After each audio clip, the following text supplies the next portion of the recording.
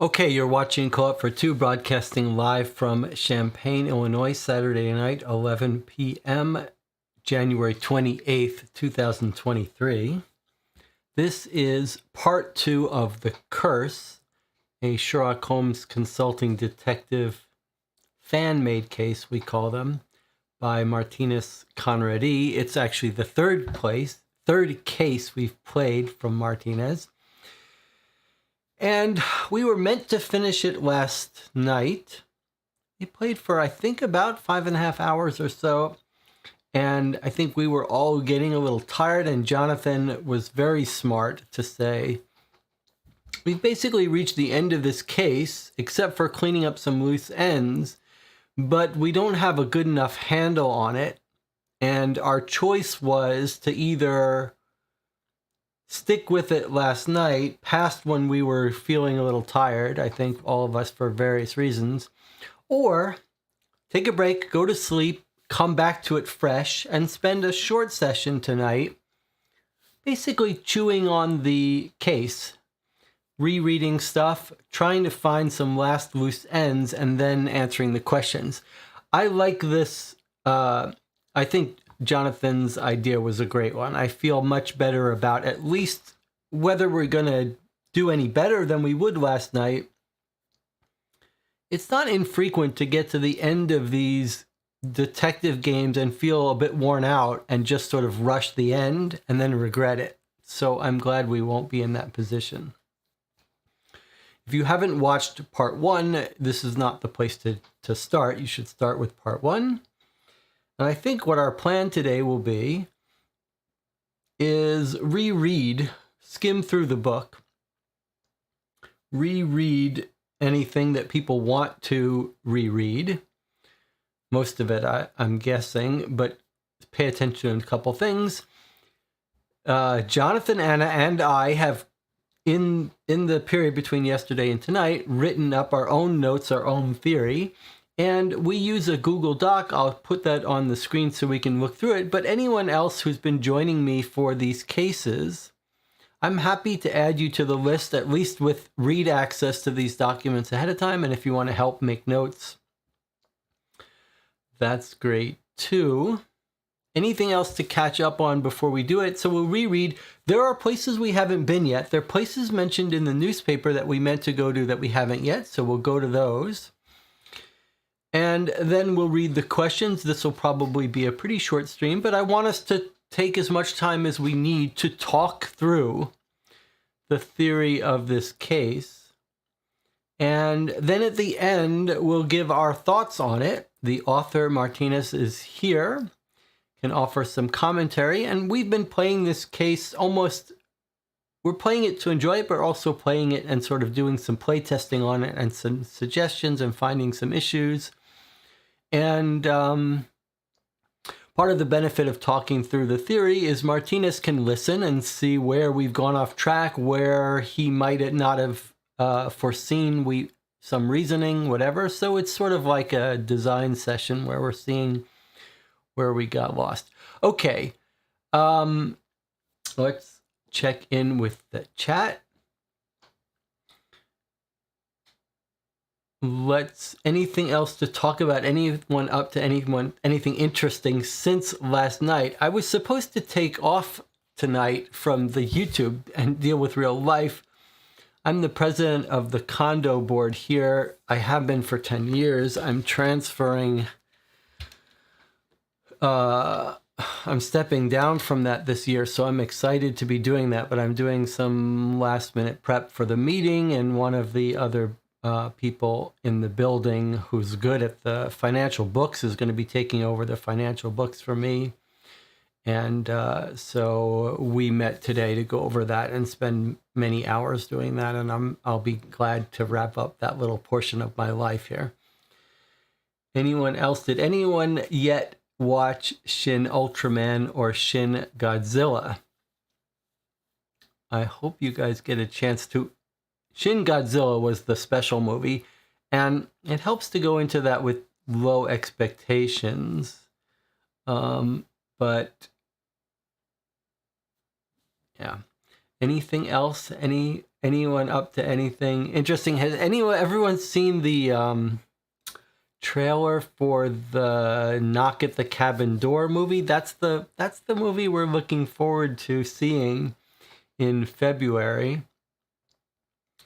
And Gen Con badges go on sale this weekend, maybe tomorrow. If you're considering Gen Con in Indianapolis, I'll be there. It's in August. If anyone wants to meet up, I'm not really an in-person social kind of person, but I'd be happy to meet up and say hello and just, shake hands face to face. Okay. And Tina says, yesterday at the movie theater. All right, what did you see? Are you saying you saw Shin Ultraman at the movie theater, or you saw a different movie at the movie theater? And Tina? Hopefully it'll be better than old. It is better than old, the Shin Godzilla. It's a very different, it's sort of Godzilla retold.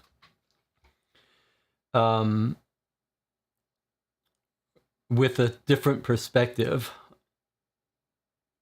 And I sort of see movies for scenes, for like one or two scenes where my jaw drops. Those are the movies that I gravitate to.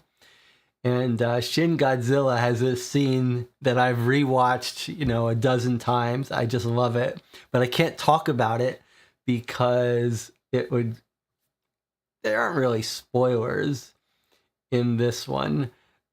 There aren't really spoilers to talk about, but I don't want to say it because I don't want to spoil the experience of seeing it. You probably won't know what scene I'm talking about.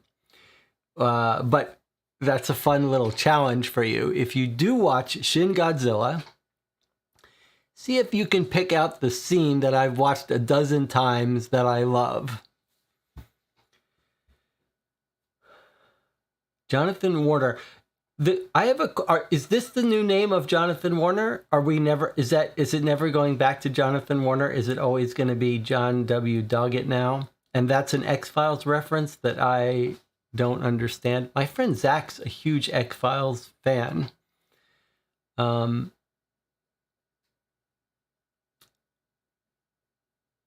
X-Files is it feels like a very... It feels like, what's the word? What am I trying to think about? It doesn't feel like it fits with normal popular shows.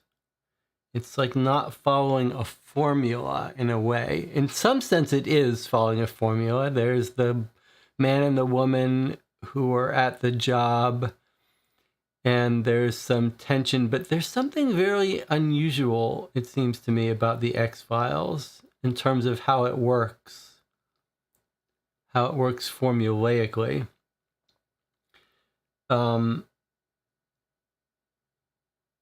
Speaking of formula stuff, I've been reading a book series by a guy named, I think it's Brandon Frey, about how to write a damn good mystery, how to write a damn good novel. He's got a book called The Key.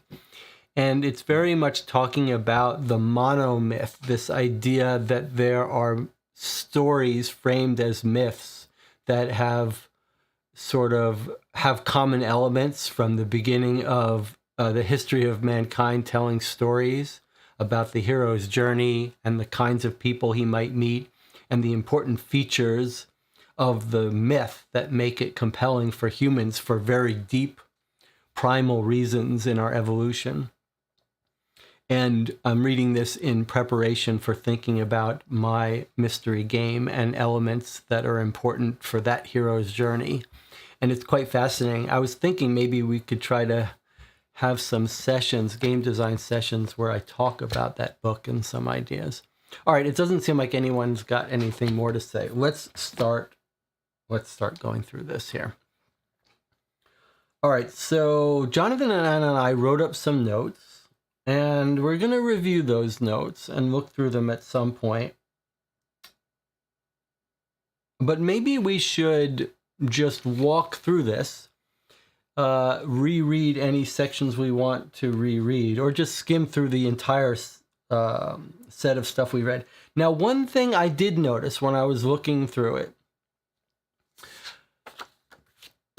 there was a keyword that we opened up that we didn't read.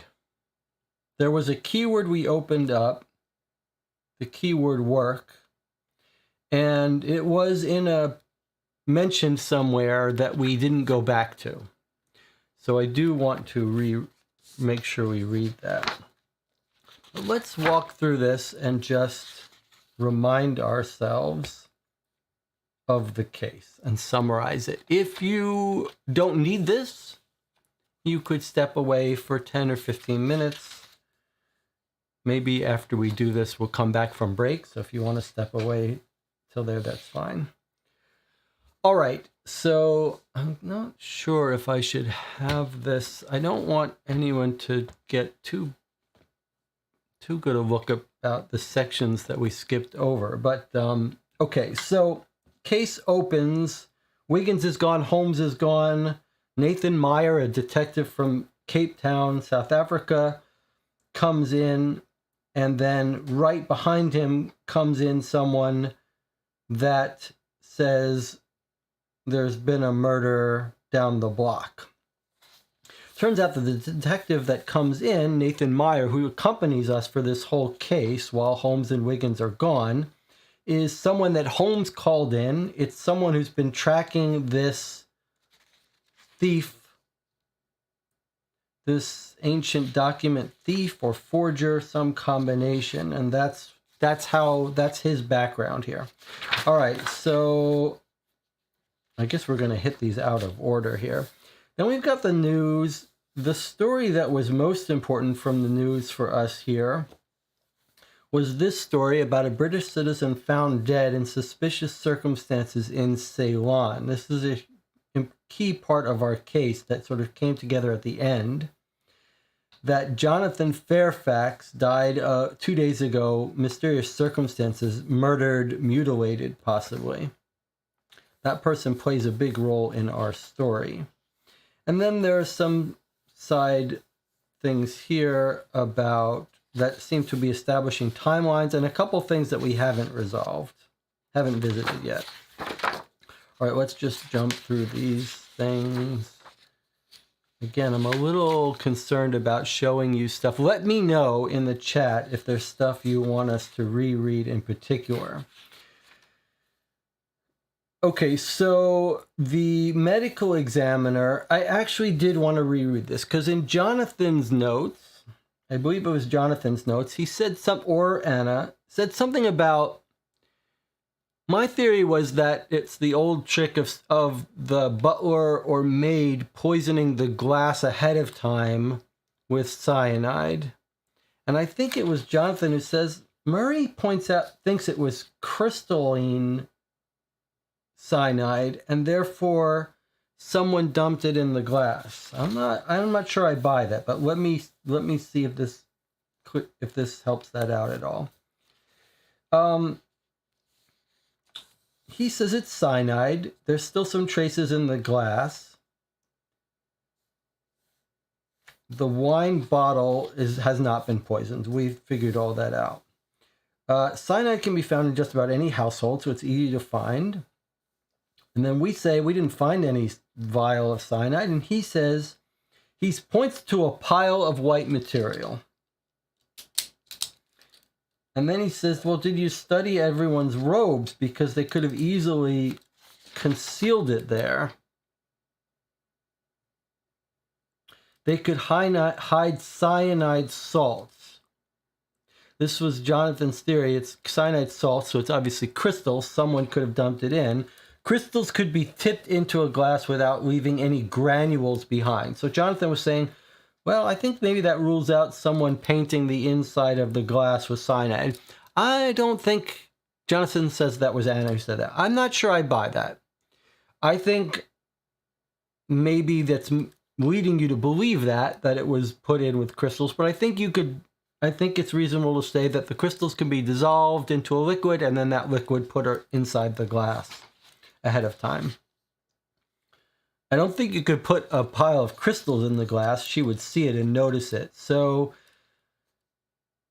if this theory is true, that it must have been salts, granules, then the idea of the butler doing it ahead of time doesn't work anymore. But I don't think this eliminates that. I think this is just telling us the original form was crystals, but someone could have dissolved it and painted the inside of the glass with it. So I stand by my theory that it was poisoned ahead of time and not dipped in. I think we have good reason to believe no one could have dumped crystal salt cyanide into her cup. Why is that? We're told very clearly by multiple witnesses that Evangeline hands the glass to the guy with the wine decanter. It's her house, remember. Only she drinks from this wine. They do this regularly, so they all know the drill. She hands him her glass. She would have looked in it, seen it. It would have been her glass. She hands it to the guy with the wine decanter. He's already rolled up his arms, decanted it with the clay on it, poured it to her, give it back to her. She drank it. No one else had any opportunity to dump anything into it. Therefore, the glass was poisoned ahead of time in an invisible way. Only butler or maid really had that opportunity. If it had a pile of granules in it from someone else, she would have noticed it. Okay. Then there's an analysis by Murray about the footprints, which we get a diagram of at some point. And he's explaining this deeper impression on one side of the tree. And maybe it does pay to try to find that so we can, because that is an important clue. Let's see if we can find it and make sense of it. It was at Wilkie's office, which was 76 WC, I think. Here. Okay. So we've got two sets of prints near Wilkie's office. One we know is a woman just pacing around. We have got the cab log, and she's confessed she was waiting here because her father came in to change his will. Here's the male footprints. We believe we know what fake shoes were used this, but we've got this odd thing where the foots walk casually up to this tree and then face this way and stand there with the heels making a deeper impression. And then they turn in here, break the glass, and run out. Walking, standing, breaking in, running. And we ask Murray about this weird set here that's standing outside this tree with deep heel prints. Murray says, or Nathan says, actually, Nathan comes up with this theory. We're a little irritated as Nathan solves these things before we have a chance. They say the heels made a deeper impression. And Nathan says, our man was resting there, leaning his body against the tree, and thus digging his heels into the soft clay soil. Possibly he was waiting for Mr. Wilkie to leave.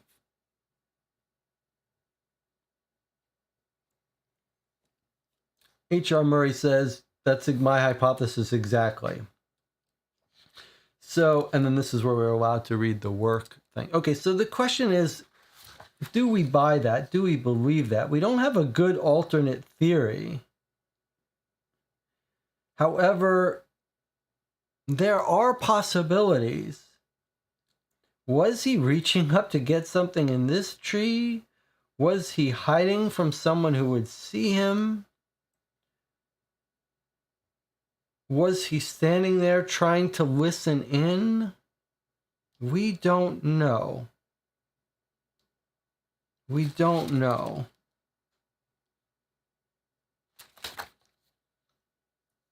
Do we know a time frame? We should pay more attention to when we get a little bit more of that time frame. But I believe we know a reasonable time frame, but not exactly. We know that it happened after Wilkie left for the seance thing. So we believe it happened sometime after 10 p.m. And he gets called there around 1 or so. So sometime between 10 p.m. and 1 p.m. That's a rough outline. Let me just catch up here. Tina says, I don't think she was the only one that drinks from it. She was always the first, but the others would drink from it afterwards. You might be right, but tonight she was the only one who drank from it, and she was the one holding it ahead of time. She would have seen anything in it. Okay. This is a paragraph telling us about Horace Luker. He's a sort of important character. Jonathan points out that Zucker and Luker are very similar names, which is a little bit troublesome. But Horace Luker has a father who runs part of the Ceylon gang. So that's critical role in our case. Horace Luker is the son of Brandon. We intercept some of their letters at some point, which are absolutely critical for our case. But here Horace Luker is hanging out with Richard Zucker.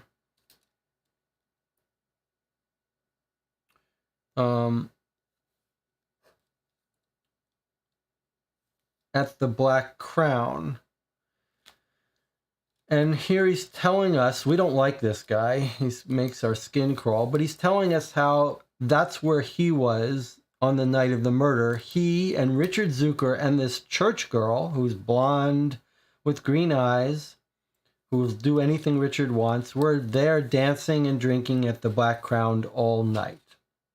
So that's our alibi for Richard Zucker, who is the son of Zucker, who is deep involved in all this. I think Jonathan was saying he was out there partying and celebrating, or was he creating an alibi, or both, something like that. All right, so I want to hide the stuff that we haven't been allowed to read. Okay, and then this is Ursula Martineau, one of the members of Evangeline's ring here. She's the one that has these ancient books. She tells us a little bit about the scene, about him rolling up his sleeves. Okay, and then she tells us something that we sort of wrote off, but now seems more important possibly to us. She says Evangeline's primary work was translating arcane text from ancient Egypt. Tiresome work, but necessary. And then she says, I never actually saw Evangeline do any work. I wanted to point out something that I noticed here. So she opens up the key to this door where these 5 volumes are in the center of this bare room, circular room. And she says, this is why she left the meeting right after Evangeline was killed, because she feared someone was trying to steal these books. She says they're safe and sound now, and then she quickly leaves, runs to the garden, crying, saying, I can't believe he would do it. Who would do it? Kill Evangeline. On rereading this seemed a bit suspicious to me. Like, she's looking at them. She says, there they are, safe and sound. And then she seems to be like, she doesn't want us taking a good look at them. So she runs out, crying, distracting us. That jumped out at me in a way that it didn't the first time we read it. So I'm sort of wondering, like, is she trying to keep us from taking a good look at these? I don't think it's relevant to our case, but it's just something I observed. And then she says, I don't know why Kevin Zucker would kill her. And she points out that Kevin Zucker has everything to lose by trying to kill her. Like, everyone now believes that he tried to kill her. Kevin will now be shunned. Now, I think this is important. In fact, it's just now occurred to me how important this is. So when I read this the second or third time, this is our anti-motive for Kevin Zucker. Like, we know Kevin Zucker and Evangeline are rivals in this occult world. And she's saying, hey, look, Kevin's now going to be blamed for killing her. So that's why it's so strange that he would do it. He obviously did it, she thinks now. But it's so strange because he's going to be excommunicated, shunned by circles all over Europe. When we read this, she says, we live by a code. When we read this, we said, aha, this is further proof that Kevin Zucker didn't do it. And we don't believe Kevin Zucker did it. But it's just now occurring to me. In the channel, they're talking about timelines, but I hope you will listen to me on this. It's now occurring to me that, let's see if you can get this before I say it. But so when we read this, we said, oh, I see. We said, further proof Kevin's not the real killer. But a big question we've had is someone trying to frame Kevin Zucker and make it look like he killed her? Because we've got this note directing people, the cops, Lestrade, to be at this building across the way to witness this. And now I'm thinking that this, for the very same reason that she says he wouldn't have a good motive, is now perhaps a better explanation for this. We've been playing with the idea that Zucker's son Richard is trying to frame his father in order to get him sent to jail or killed so he will inherit the money. And we were torn about that, conflicted, because that just seems like a very poor way to get your inheritance. But we know that the father is trying to like teach the son lessons, and he's like, I'm going to teach you a lesson by writing you out of your will. And I wonder if what we're looking at here is the son trying to punish the father. I wonder if what we're looking at here is Richard, the son, knowing that he spread the rumors about Kevin Zucker trying to kill Evangeline. And now when Evangeline is killed, it's going to ruin the reputation of his father. And his father is going to be taught a lesson and get kicked out of all these circles. So I wonder if this isn't our no motive for Kevin, but Richard motive to embarrass father. I wonder. What do you guys think about that? In the chat, they're figuring out other things. Let's see. Butler knew solicitor will go to the scene, so he waiting for him to leave the office. The butler left his mother at 9 p.m. after she fell asleep. Horace's father instructed him in his letter to hang out with Richard. He's a mole for the household. Yes, we'll get to that. Whoever broke in only had about an hour to do it. Good. Okay.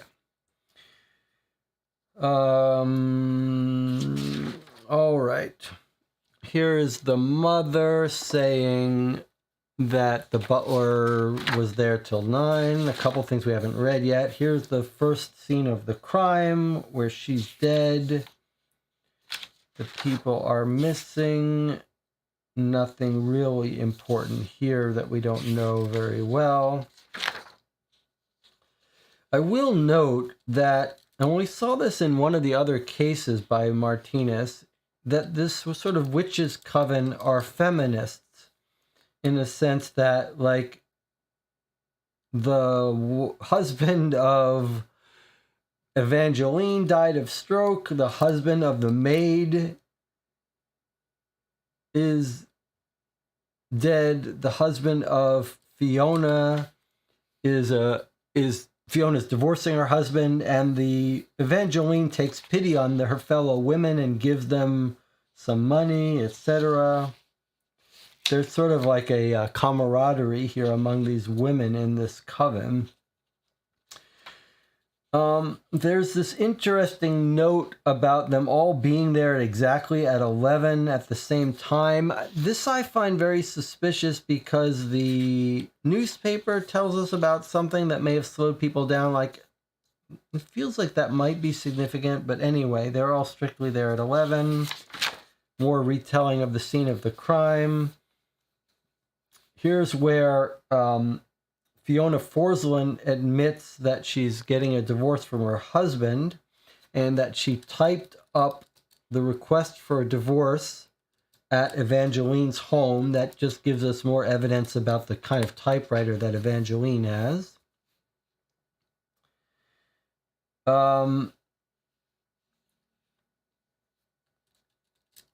Then we find out that Lavender Keystone, the maid, and the butler, Damien, which I will note his name is Damien. That's maybe a little bit of a clue that he's a bad guy here, are fiancés.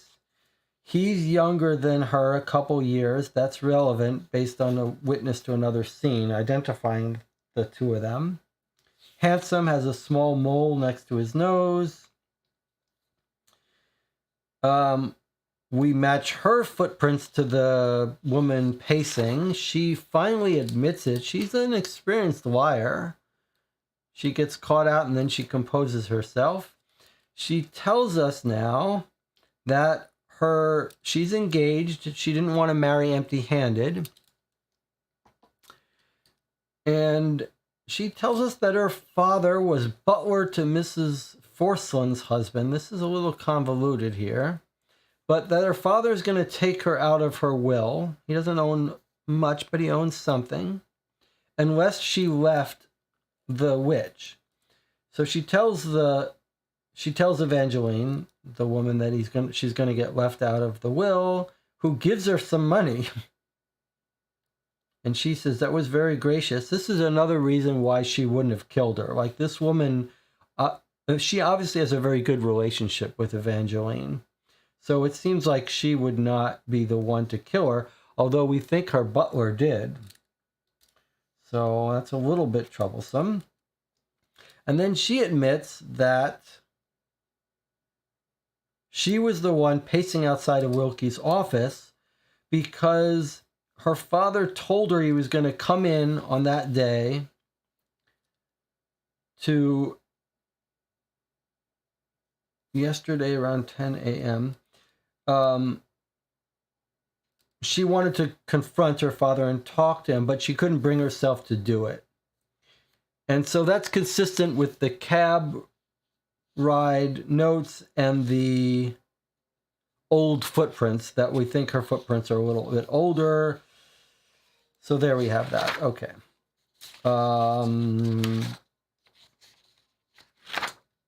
Then across the street, Lestrade gets punched by someone running out of the room with the view to the murder. Here's him telling us that at 9:15 he got the note. This might be important. I don't know that we remembered we had a timeline for when the note arrived. We see that it was written on a Huxley with the weird O's. And we're not 100% sure who would have wanted Lestrade to witness the murder. But that's what this looks like, an invitation to witness the murder from the building across the street. We do know who punched him. It was the guy, the spy, who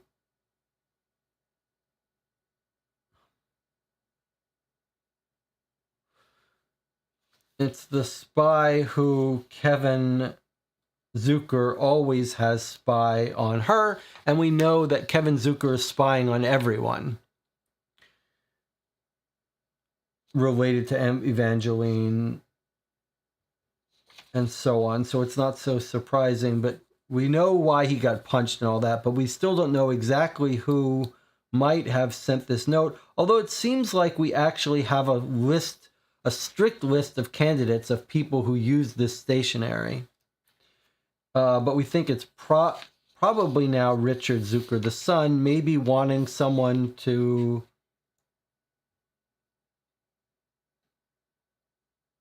I wonder if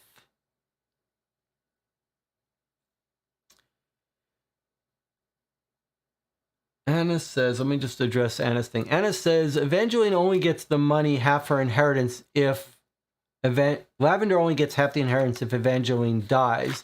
Yes, but what I was trying to point out is Separately from the inheritance, Evangeline gives Lavender some money. She insisted on giving me a considerable sum of money. I don't think this is the will they're talking about here. I think she got given additional money by Evangeline, and then she also writes Evangeline into her will.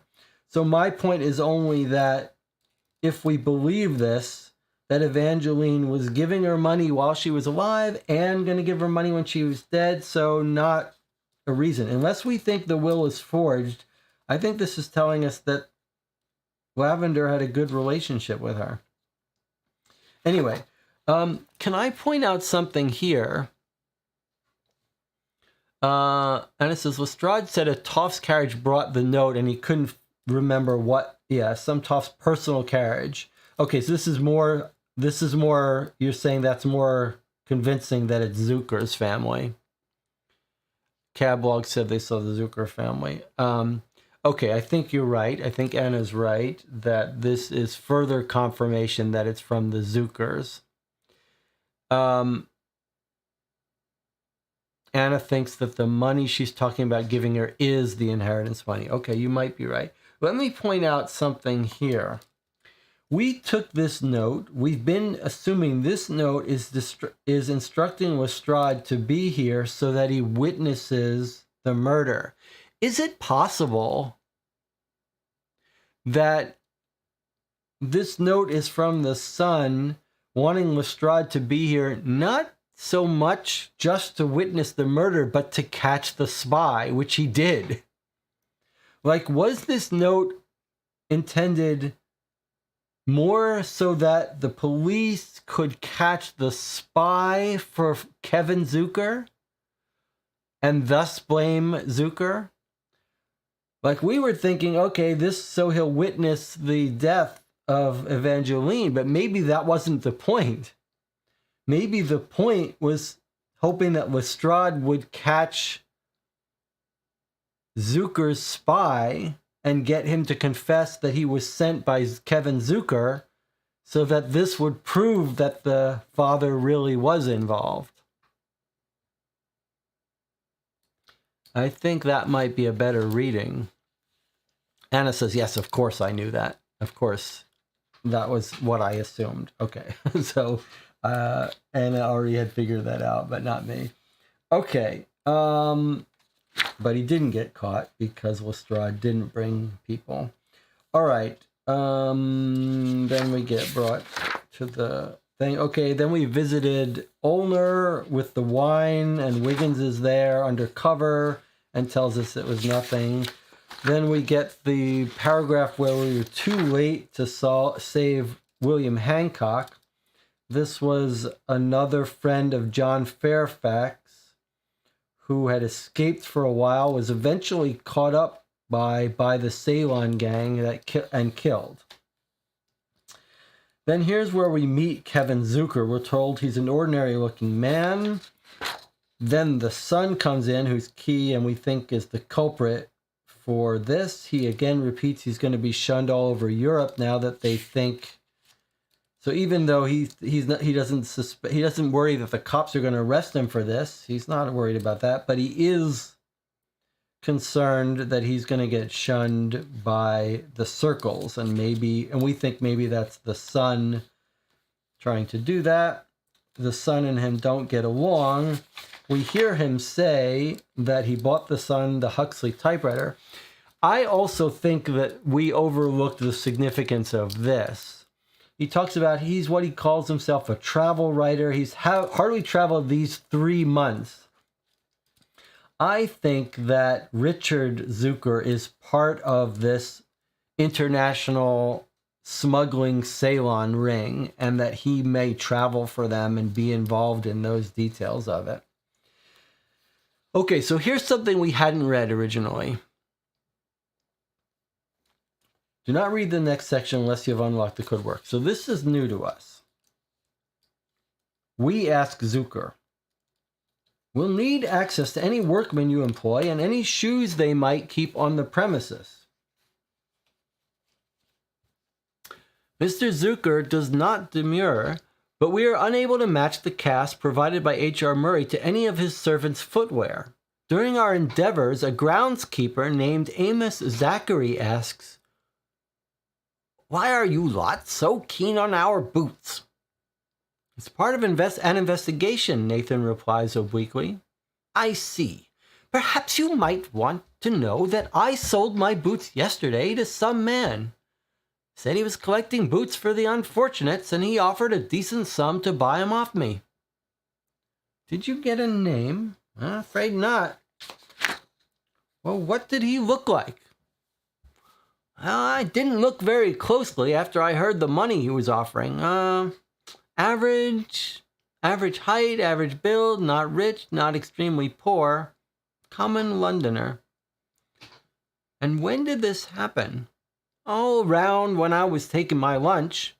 "Thank you, Mr. Zachary. You've been most helpful."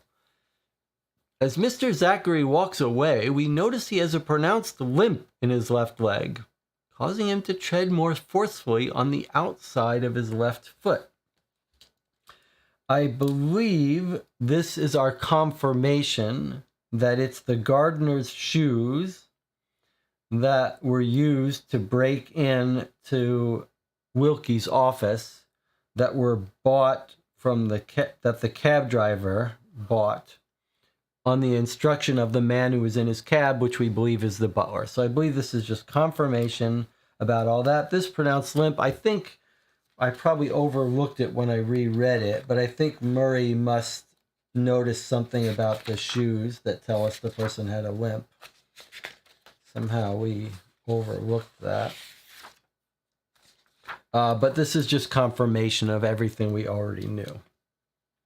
Okay, this is the police station where they brought the people after they killed Hancock.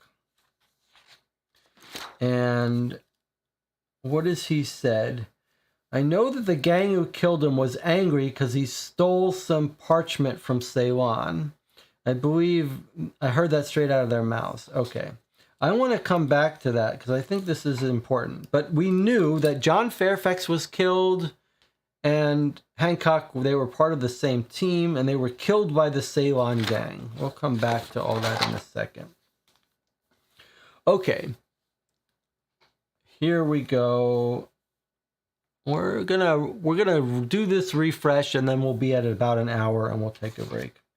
Okay, Pietro Diggory is the gamekeeper's spy for Kevin Zucker, who, after he witnessed Evangeline being killed, disappeared, ran to the church.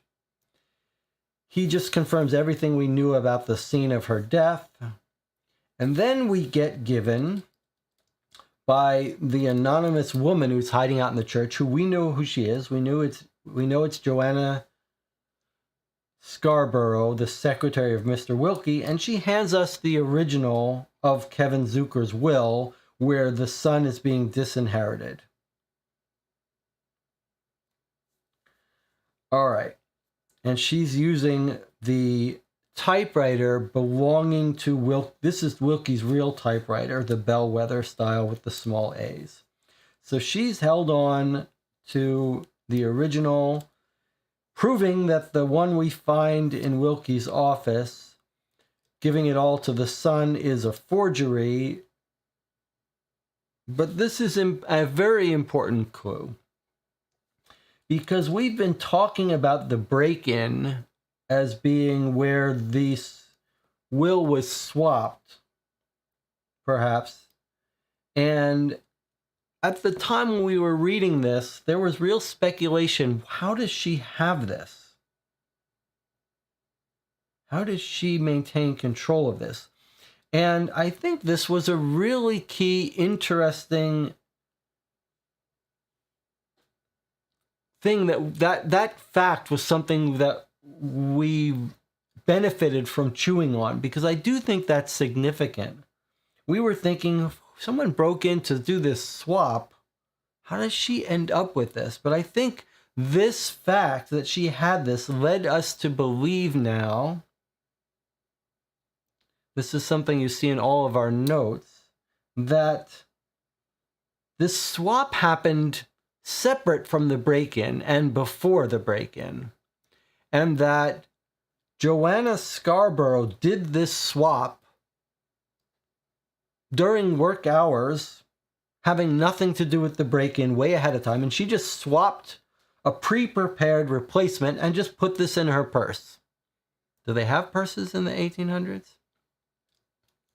Anyway, we'll come back to that at some point. Okay, here's our cab logs, these really detailed, nice cab logs that tell us where everyone was at what moment. And there's the scene with the cab driver. Paid the driver to go out and buy some old shoes off a gardener who works at the Cavendish Place. Once that was done, the driver took him back to High Street. So this is our posh-looking serving man.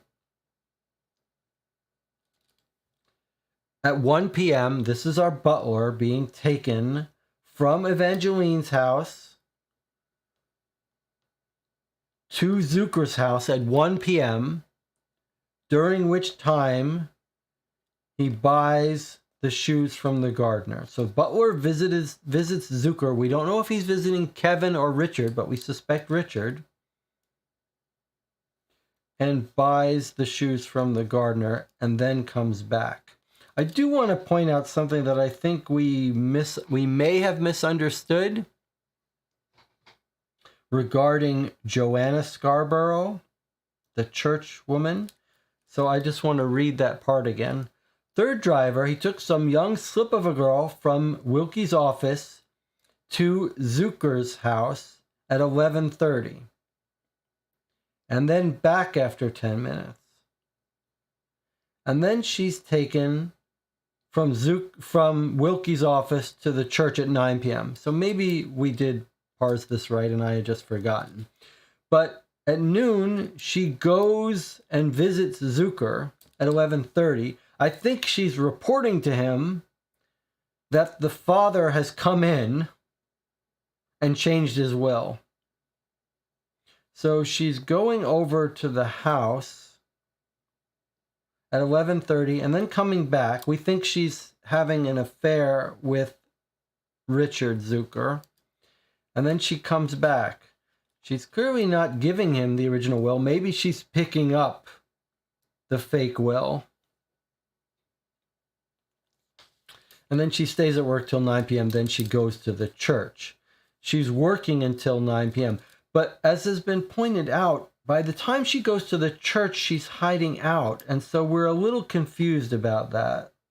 Like the murder didn't happen, but so it's there's a little bit of confusion happening here with her because we think she had a change of heart at some point, but the question is when. So we'll have to come back to that. Let's check in with the chat here. Jonathan says, my theory is that the secretary was supposed to change the wills at work, but had a crisis of consciousness and chose not to. Did not take the fake back. So then Richard had to have the butler break in to make the switch. That's a very interesting theory, Jonathan. So Jonathan's theory is that 11:30 she goes to Zucker and doesn't make the swap. Okay, that's interesting because that's a difference than my theory. We'll get to that. Anna says, I think Joanna just felt guilty after swapping the wills and went to the church to pray and talk to the priest. Okay, that's an interesting theory too. All right, let's continue here. Here's where we try to visit Joanna. She's a good girl, church going. She goes to the church every Sunday. We can't find her. Okay. Allegations of smuggling against Horace Luker. Here's where we learned that Evangeline used to leave all her money to Jonathan Fairfax, the kid that was killed. Turns out he's her son, and then she changed it to Lavender, Keystone, and Fiona.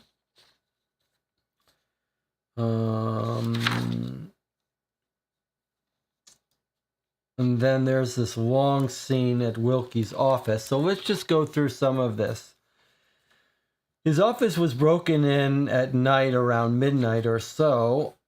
The place is a total mess. Documents all over the place. The beggar who saw someone in the office, called the cops, saw someone looking around the office with a flashlight.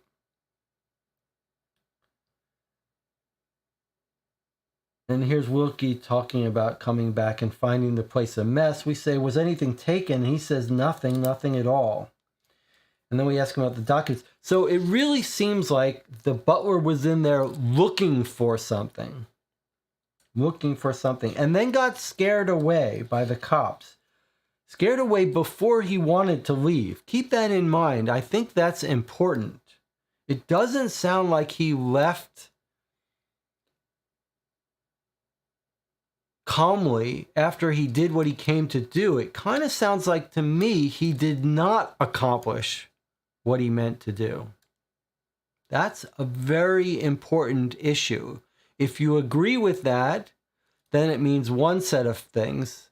If you disagree, it means another. Jonathan's theory is that he did do the swap, but I think that he was scared off means he didn't, and he was clearly looking for something. This was not a staged made to make it look like someone was looking for something. The beggar sees him in there with a flashlight looking around, and then the cops come and scare him off, and we see him running out. So I think that means the burglar did not find what he wanted. That's my theory. Okay, then we got told about the documents that were prepared in his office. 1 filing for divorce, 2 wills. The wills were dictated to the secretary, Joanna, who we know left at 9 p.m. Okay, so what were the wills? Well, one was Lawrence Keystone, Lavender the maid's father. We trace him in the cab. He comes in the morning. He changes his will to say, well, we'll take a look in a second. And then Kevin Zucker arrives to change his will.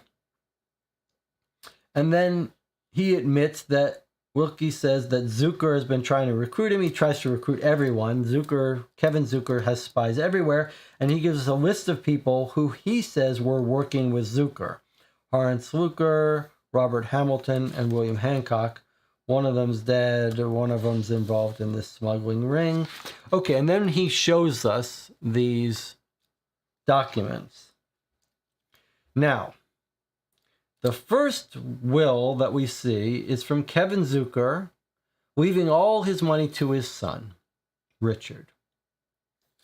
We know this is not the typewriter that Wilkie normally uses because Joanna shows us the real will from Kevin Zucker. We know this is a forgery. All evidence points to this being forgery. It suggests that it was written on the typewriter that Richard Zucker owns. And so here he is faking the will to make it look like he's going to inherit all the money from his father and swapping out the will that took all the money away from him. Remember, this was dictated to Joanna, so we think Joanna is involved in this. Jonathan had an alternate theory about this. I believe she swapped this in during working hours, swapped in the fake will with the fake signature just as was planned ahead of time with Richard Zucker, who she was in love with. This is the swap thing. The alternative theory could be that the butler did the swapping. And I think she swapped it as planned. We know they've been planning this for weeks. But this is the fake. This is absolutely certainly a fake will. All right. This is the other will that we believe is genuine. Notice it was written on the Bellwether typewriter, which is what we believe they use in the Wilkie office. So this is a genuine will. This is the will disinheriting Lavender unless she leaves Evangeline. We're going to come back to the idea that the butler may have been trying to get this one. Don't forget, the butler is engaged to Lavender, and we almost certainly the butler was breaking in. So one question is, was the butler trying to take this? I think there's reason he wasn't. Okay, this is great, because Anna's theory is that the butler was trying to get this one. I don't believe it. I don't believe the butler was trying to get this will. I'll tell you why. First of all, it's not necessary. If we believe the butler is killing Evangeline, this will is not gonna... I don't think this will kicks in. He doesn't have to steal this will. Evangeline will be dead before the father, Lawrence Keystone, dies. This is null and void. There is no reason for the butler to try to steal this if the butler knows Evangeline is going to be killed. So, Anna, I disagree with your theory. I don't think there's any reason for the butler to worry about this will. It's not going to hold any sway over Lavender. As long as the father lives for one extra day, this term is null and void. The witch will not be working for Evangeline Dewan after she dies. It hasn't been swapped, and I think the butler would have found it. So I don't think he was there for this. I'll talk about what I think he was there for in a minute. Anna says, you're right, if he, the butler, killed Evangeline. So Anna's theory could hold up. He could have been coming in here if he didn't know Evangeline was going to be killed. And didn't hear about her being killed. Okay, that's possible. All right, continuing on, here's the last document. It was made the day before. We're told it was written at Evangeline's house. This is what Fiona admits to this. She said she wrote it with Evangeline's typewriter, which we know is a Huxley, and she's filing for divorce from her husband. Now, this is an interesting motive involving this document, because as soon as Evangeline dies, Fiona inherits half her money. So maybe it was but filing for a divorce actually doesn't help her, right? I was just thinking, is this a motive to fake this document or something? But it's not, right? It doesn't matter if she filed for divorce a day before she inherited the money. He's still going to get half that money, right? Because you can file for divorce. Until you're divorced, your husband's going to get half the money. So this is not relevant for us. This is just a genuine document. But it is a little clue that Evangeline has a Huxley. Okay, then he tells us about the footprints and who saw them. This is the easygoing stride, pronounced in the clay. Woman's shoes. Okay, that's all fine. All right. Here is the beggar who saw someone moving using a small source of light, flashlight, to find something, and then he called the cops. Okay, here's our alibi for Roger Hamilton. He was in this. This is his alibi. He was with Bartholomew Grant. Okay, that's fine. We're almost at the end of our clues here. Here is our discussion with the typewriter people that says the Huxley's not used by businesses, but the wealthy households have it. We know Evangeline has it, and we know Richard Zucker has it. The bellwether is the one used by barristers. This is the one officially employed at Wilkie's office. Now, here are people who had stationery. I do believe this is our list of people who could have written the note to Lestrade. Not Olner. Ursula, probably not. Did Evangeline write the note to Lestrade? Did Kevin Zucker write the note to Lestrade? Or Richard Zucker with access to it?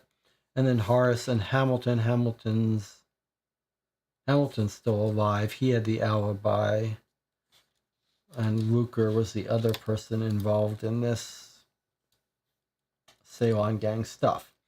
Okay, then we get a little bit more background from Henry Ellis and Langdale on Jonathan Fairfax and that Nathan is the investigator tracking him for 2 years. Here's where we learn Johnny Fairfax was Evangeline's son. And here we go. Let's listen to this. Contacts in Ceylon have confirmed Jonathan has been murdered by the criminal gang in Ceylon for whom he had been attempting to steal sheafs of papyrus. This is important. Let's not overlook the details of this. Evangeline's son was trying to steal papyrus from the smugglers. He was her personal smuggler. Smuggler or thief? That's the part that's throwing me a little bit, but okay. The job in Ceylon, which ended his life, was intended to be his last. And then she points out that Kevin Zucker was Fairfax's father, but he didn't know it. So notice that Evangeline had her son trying to steal the sheafs brought in by the Ceylon gang smugglers.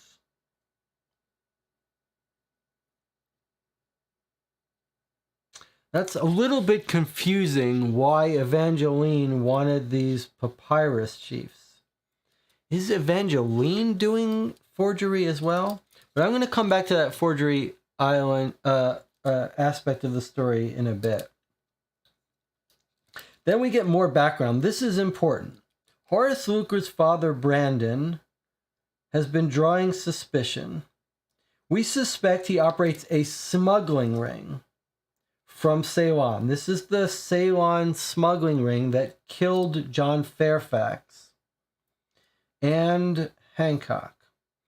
Okay, now, towards the end of last night, we got these important documents.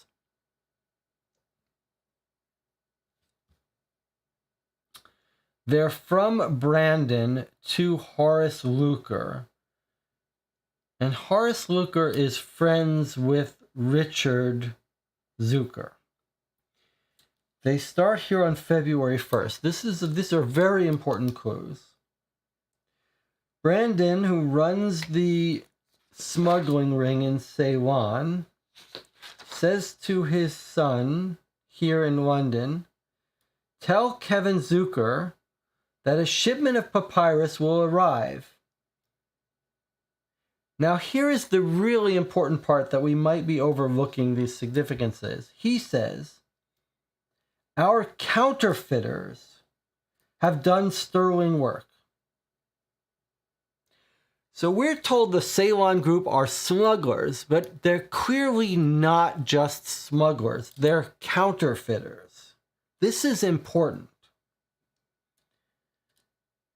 I don't know. I don't think Kevin Zucker is meant to know that the counterfeiters are working on this. I think he's saying, tell Kevin Zucker that we've got this genuine papyrus, maybe with ancient writing on it. It's not clear to me if Kevin Zucker is in on this or not. But he's telling his son, make contact with Kevin Zucker, tell him that we have some new papyrus. And then I think he's just telling his son, hey, our counterfeiters have done great work. Keep your acquaintances with Kevin Zucker's son, Richard. And then he says, verify whether our ruse remains. So they are playing a trick on either Kevin Zucker, Richard Zucker, or someone else. And then we seem to get some confirmation about who they're doing the ruse on. But I don't know if it's on just Evangeline or is the ruse on Kevin and or Richard. I'm not sure. But what is the ruse about? Well, we get a little bit of a clue here. He says, my son, on February 18th. He says, abandon Evangeline's circle. She has seen through the nature of our trade. She's figured out the ruse. Now, this is important. What is... She's seen through the ruse by the counterfeiter smuggler Ceylon gang. This is important. I don't know. It's weird. We don't have any evidence anywhere else that she's seen through some ruse, but apparently she's seen through it here.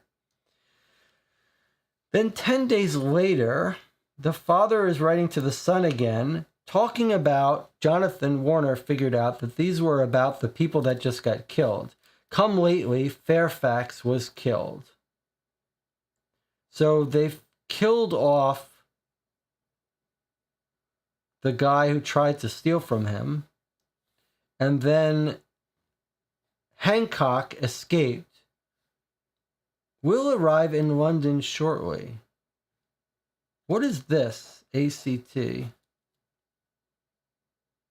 Act. I think he's saying, that's what he's saying.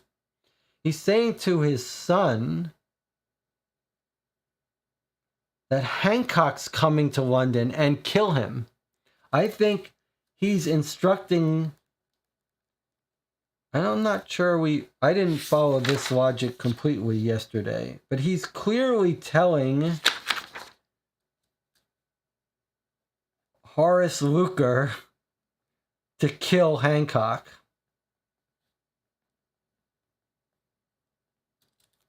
Brandon in Ceylon is messaging his son Horace that Hancock escaped from them in Ceylon, but he's going to arrive in London, kill him. Okay. So in the chat, they're starting to get at some of the new things that we were writing in the notes and that I'm agreeing with. Jonathan says, my theory is they were selling counterfeit to Evangeline and Zucker. I think I agree with that. But then Evangeline has figured it out by the February 18th. And I think that's why they have to kill Evangeline. Now we're getting at what I think happened here. I think we have the murderer of Evangeline right here. It's the Ceylon forgery gang that she was buying ancient... The occult circles are buying old manuscripts from this smuggling gang. And Evangeline has just discovered during her translation work that they're forgeries. She's instructed her son to go steal them for further proof. He got killed while she was stealing them from them. They've now figured out the Ceylon smuggling, secretly counterfeiting gang has now figured out that Evangeline knows their scam and is going to reveal to all her occult circles that this smuggling gang are really forgers. And that's why the smuggling gang has to kill her. So she's not being killed to inherit any money. She's being killed to keep her quiet. There's our motive. All right. Now let's just wrap up our last bit of clues here before we get to the chat and start talking about our theories now. Porky tells us about a woman who came in trying to find a signature forger 2 weeks ago. We believe this is the Joanna Scarborough, the church secretary at Wilkie, and Richard Zucker.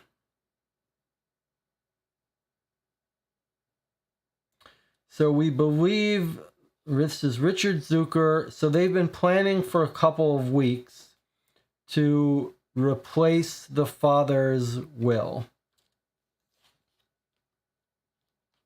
Maybe he even plans to have the father killed eventually. We just haven't gotten to that point. But this tells us that that plan has been in place for a couple of weeks. And then there's the black crown with the two pieces of evidence. One is alibi for Richard Zucker and Horace Luker. There's a spelling error here.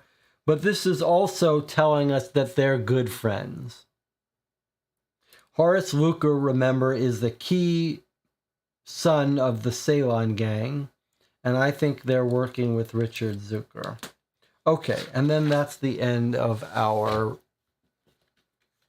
refresh of all of our evidence. Remember, there's still stuff we haven't read in there that we may want to find. All right, let's come back to the chat and see where everyone is going.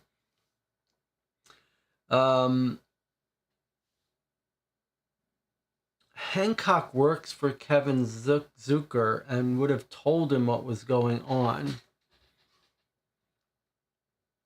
Zucker didn't have any documents at the beginning. He wanted Evangeline's. Okay, those are interesting points. Who is the inside person in the circle? Anna says, I'm thinking Evangeline sent her son to a death trap. Then she changed her will, gave her money to the two women, calls her circle. Why? Why is Holmes there? Did she fear for her life? After her son died, did she think she was next? But what was their plan?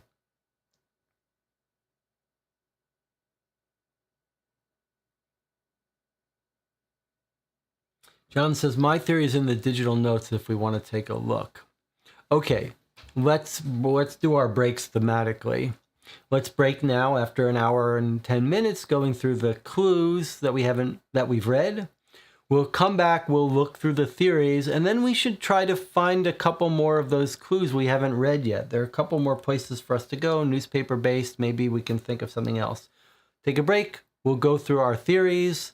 We'll talk in the chat about any new theories if anyone wants to talk about. And then we'll dig back into the case. As promised, we are doing our deep dive on our theories this session. I'll see you in 8 minutes.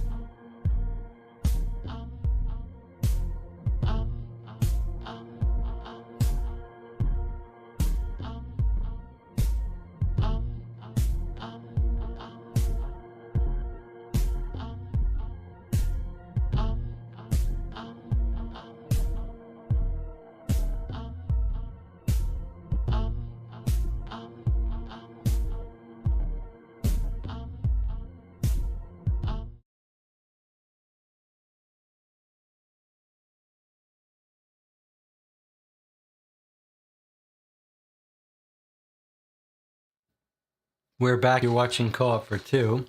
Before we jump into theories, I think we should take a moment to remember this this configuration of experience we're having tonight for the future. Yesterday we played for 5.5 hours. It's not uncommon that we'll play a 7-hour stream. We could have tried to solve the case yesterday.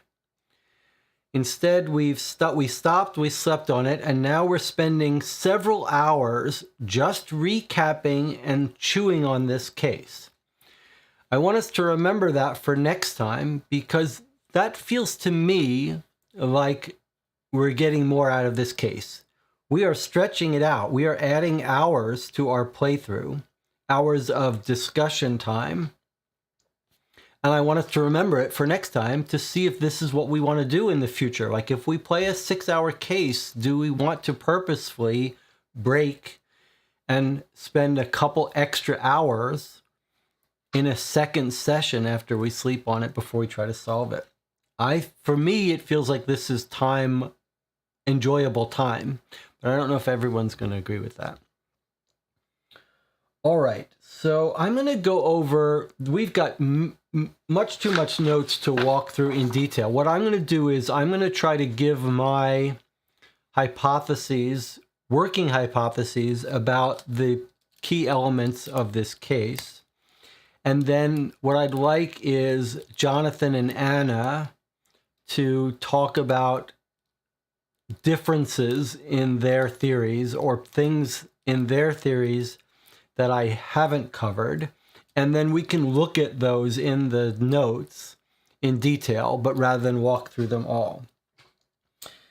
So I'm just going to go to my end. I made lots of little notes, but let me go to my main pieces of it, and perhaps I can bring up on the screen some of these. So a bunch of notes that are irrelevant. It's very common, very common to make notes that are just too much trouble to go through. So, but let's go to the bottom here. Okay, here's my note about Richard Zucker being part of the Ceylon smuggling gang traveling.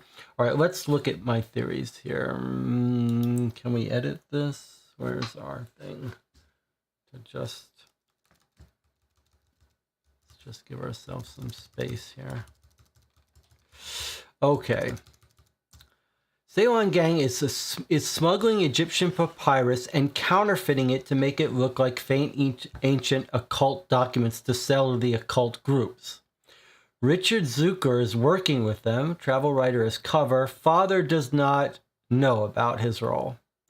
Fairfax and Hancock stole from them, and they were tracking them down to kill them. Fairfax was working for Evangeline, the mother. Okay. They infiltrated Evangeline's circle to talk about the ruse. Why? What is the ruse that she figured out? I think there must be the ruse must be the fact that they're forging these documents. Whoops.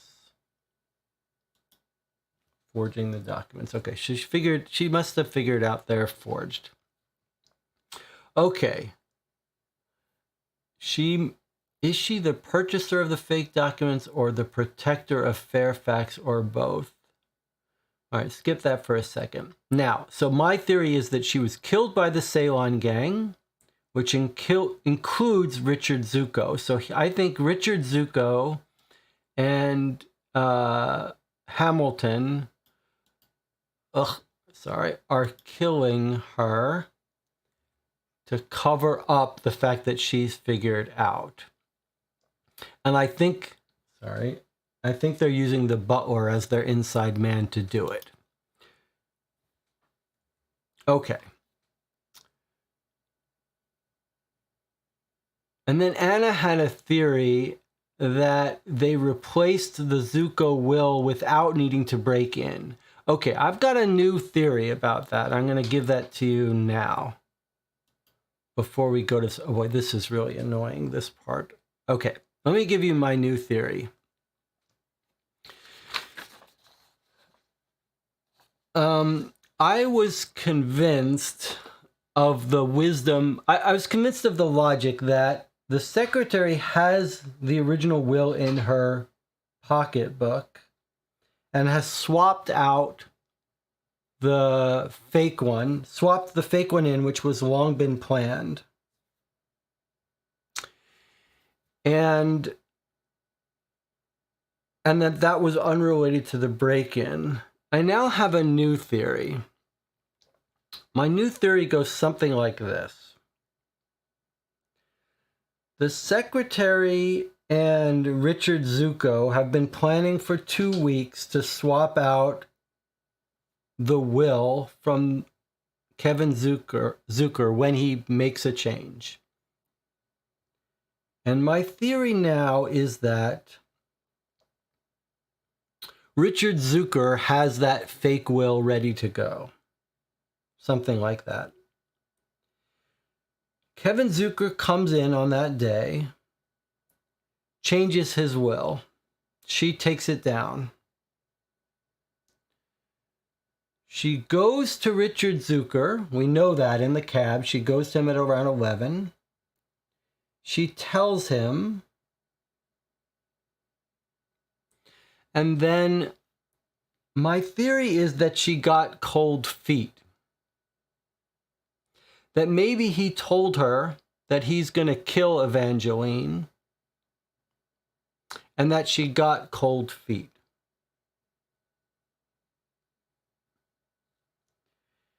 Either she did do the swap and then got cold feet, or she told him that she wasn't going to do the swap.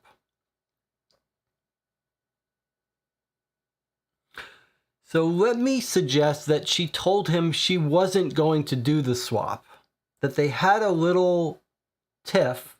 She realized that she couldn't do it. She couldn't go through with it. And she went back to the office at noon. Having told Richard Zucker she was not going to do the swap. She gets back to the office and she panics. She realizes that Richard Zucker may in fact try to swap them out, and she decides to keep hold of the original on her person, and then goes to the church to either worry about her conscience or sort of as sanctuary, fearing that Richard Zucker is actually a bad person now and is going to kill Evangeline or do bad things or whatever. So in my hypothesis, the break-in has two purposes. Richard Zucker, after his meeting at 11:30 with Joanna, Wilkes' secretary, realizes that Joanna is not going to swap in the will, that she's a loose cannon. So he arranges with the butler to do the swap. And he tells the butler, here's the fake will. I need you to break in, plant the fake will, and bring back the real will. Okay? Or in my alternative theory, he tells the butler, I don't trust the secretary, go get the original will. Believing it to be in Wilkie's office. Unbeknownst to him, Joanna has had a crisis of conscience, has taken the will with her. So when the butler, at that point, the butler is told to break in. So that's when he starts buying the shoes. I'm going to check in. Anna seems to be objecting to something. So Joanna has met with Richard Zucker, told her she's not going to do it, returns to work. Richard Zucker talks to the butler and says, Plan B. I need you to, not only are you going to kill Evangeline, but you're going to break in, and here's the replacement will, you're going to plant it. So night comes, the butler poisons Evangeline, leaves, breaks into Wilkie's office with the fake will, drops the fake will, and goes searching for the real will. Because he's got to remove the real will in order for the fake replacement to be believed. And he can't find it and gets scared off. That's my theory of the break-in. It's the butler breaking in, hired by Richard Zucco to get the original will and remove it from premises. Little beknownst to him, it's actually in the possession of Joanna. And that Richard Zucco is running all of this, running the death of Evangeline on behalf of Ceylon Gang and running this independent operation to fake the will. Now, let's go to the channel and see if I can answer any doubts about that. Okay, Jonathan says, I mean, there are still holes, but let's see. Jonathan says, my difference in my theory is Richard is not part of the Ceylon gang. He's just being manipulated by Horace Luker into carrying out the murder. That's interesting. Okay. The butler was a spy for Kevin Zucker. Interesting. Okay. Anna says, wait, Joanna went to the Zucker residence to take Kevin's will, not to talk to Richard, right? I don't think they talked then. Richard needed to keep a secret that he knows the secretary. I see. You're saying Joanna went to take dictation. No, I don't think that's right. I think Zucker arrives and she takes dictation at the office. I don't think she travels there to take dictation. I think she takes dictation at the office. Let's go to the cab logs and confirm that. That's a very important point. Okay, here, look. Yeah, I think I'm right. So, 10 a.m., they bring the old man, the maid's father, to Wilkie's office where he dictates his will. As he's leaving, Zucker arrives. Kevin Zucker arrives at Wilkie's office. That's when the dictation was taken here. Zucker gives his dictation at the office at around 10:30. Then she goes to Zucker's office at, let's see. She goes to Zucker's office at 11:30. So it's a lot to take in here, but here is Kevin Zucker arriving at the office at around 10:30 to dictate his will. Then some other stuff's happening. Then at 11:30 is when Joanna is traveling to the Zucker residence and back 10 minutes later. So she's just quickly arriving there to tell Richard, who she's in love with, that the father has just left his new will, I believe. All right, just checking in here. Let's see. Anna says, okay, I see Kevin dictated the will in the office. Somehow I thought the secretary went to him. Okay, Jonathan says, yes, my theory for the break-in is pretty much the same as Jesse's. Only difference is I'm not sure Joanna ever knew about the murder. I think she just got cold feet from the forgery in general. That's completely possible. Anna says, but then the solicitor should have known what's in the wills. Why didn't he know? Solicitor is writing a will, not his secretary. No, I think Wilkie he cares more about occult than he does about the business. He just let the secretary handle it all. He was going to look at it tomorrow. He was in his office reading the Necronomicon. He wasn't attending to business that day. Okay.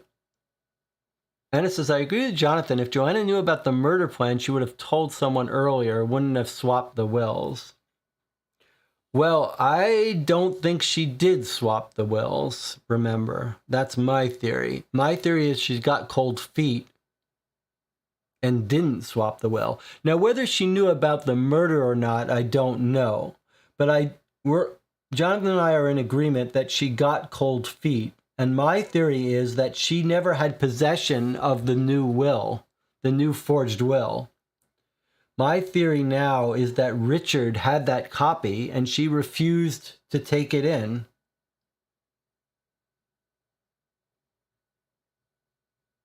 Or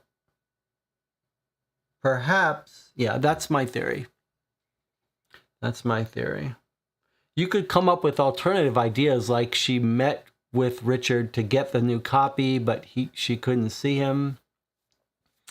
But so my theory is that the break-in had dual purpose. One was to drop off the new will, but the other was to get the old will and disappear it, and he couldn't find it. That's how my theory explains the searching and the running out before having found what you were looking for. I think they were looking for the original will, which is a pretty cool element. The fact that when we saw she had the original, we said, why, how could that be that she had the original, and how could the break-in have happened if she had the original? But I think now it makes sense.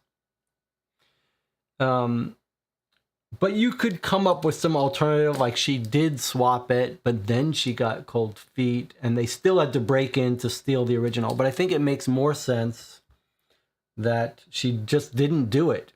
She just refused to do it in the end. She went and met him at 11:30 for 10 minutes, met Richard Zucker, and just said, I can't do it. And so Richard Zucker had to put in plan B. That's why the timing is nice. At 11:30, she visits him, right? And then she leaves. And then after that, Richard Zucker has to go to plan B. And that's where he brings in the butler and says, go get fake shoes and go break in. Right? That's where that timeline works. At 11:30, she goes to Richard. She says, your father just came in. He changed his will. And Richard says, here's the fake will. Go plant it. And she says, I can't do it. I've got cold feet. I don't want to lose my job, my life. I won't do it. She runs out, 11:30. Richard Zucker says, I'm in trouble. This will's going to get filed at Somerset in the morning. I've got to do the swap without Joanna. Joanna was going to do the swap nice and easy. I now have to go to plan B. He calls the butler up. He says, get over here. It's got to happen tonight. You're going to poison her tonight, and you're going to break in, and here's the swap. Make sure you get the original. Butler leaves there at 1 p.m., gets the shoes, hides outside, breaks in, plants the new will, and freaks out because he cannot find the original. Why can he not find the original? Because Joanna has had a crisis of conscience, knows she needs evidence. She needs to hold on to this as proof that she did not do this bad thing. She's not going to get locked up for this. This is her get out of jail card. She's got the original with her.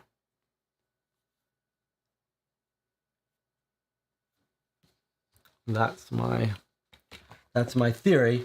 And then Evangeline is being killed not for her will. She's being killed by the Ceylon gang that Richard is working for. Jonathan disagrees. He thinks she's not working for. I don't have a strong opinion about that. But I think that she's being killed because she knows too much about the Ceylon gang. So she's being killed by the Ceylon gang. And Richard Zucker is the commonality here. Richard Zucker is the hub of the Ceylon gang and for his scheme to get his father's will. And he's the one who's got connection with the butler. So he pulls that all into play and uses the butler to do both.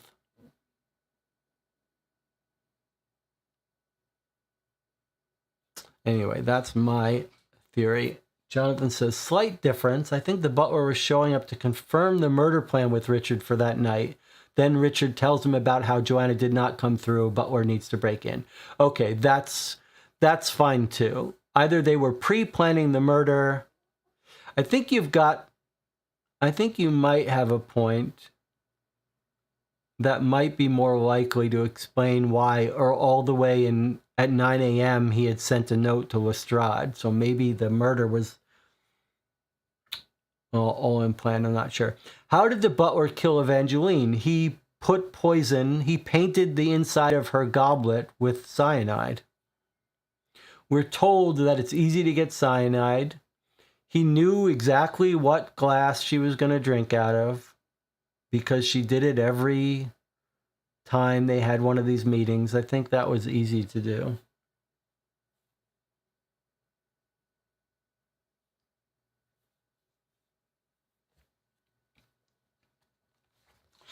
All right, now, while we're, let's see, do I have any more elements to my theory here that are important? And then I have a theory about the documents. Evangeline and Son stole what they thought was ancient documents, discovered they're not real. That's why she must be killed, along with everyone involved in the theft. They've got to cover up the fact that they're forgers. So after this attempted theft by Fairfax, the Ceylon gang kills everyone involved in that, including Evangeline.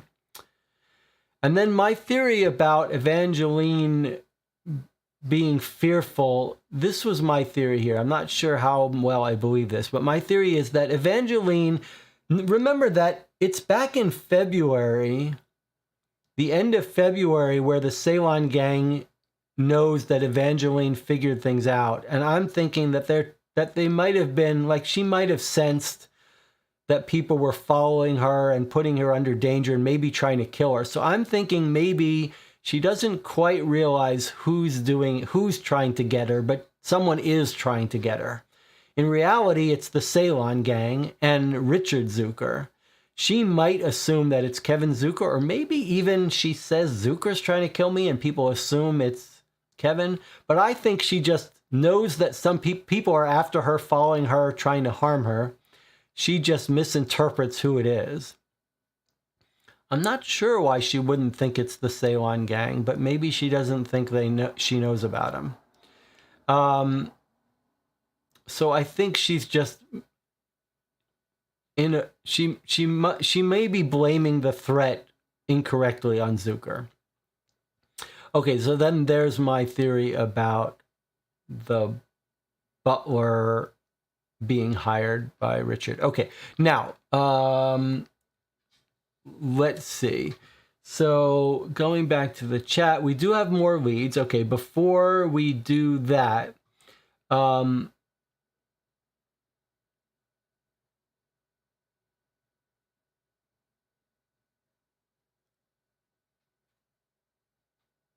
let's see. Why not do new leads and continue with theories after, says Antina. I think that's a good point, although I want everyone to get the enjoyment who has theories now before we reveal any more new ones. It's not clear from the cab logs whether he went inside first, but Anna says read the new leads. Okay. So Anna, Jonathan, and no one else wants to get any theories on the table before we try to find some new leads? Is that right? If so, we will start looking for new leads. Now,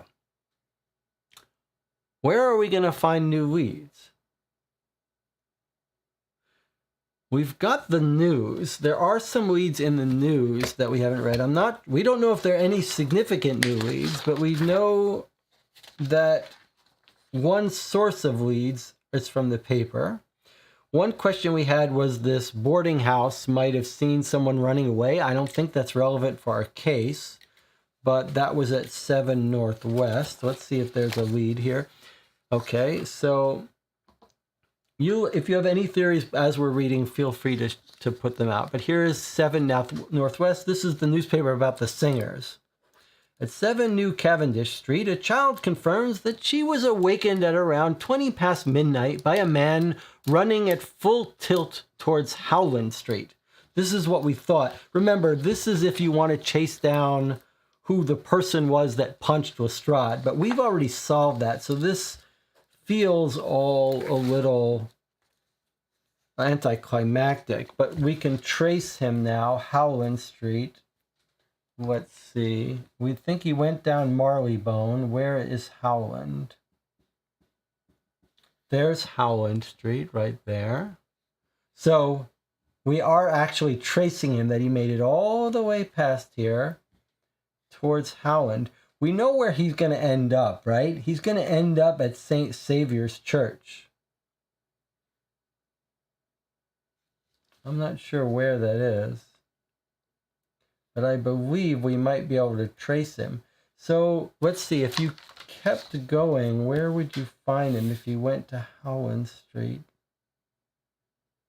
I think we sort of lose his trail, but he could have gone in West Central.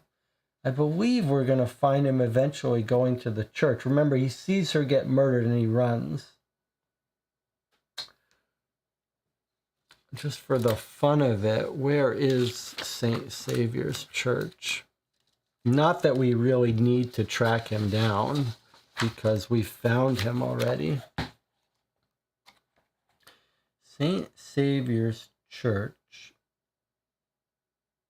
is 2WC. I didn't even mark it here. Is it 2WC or 7WC?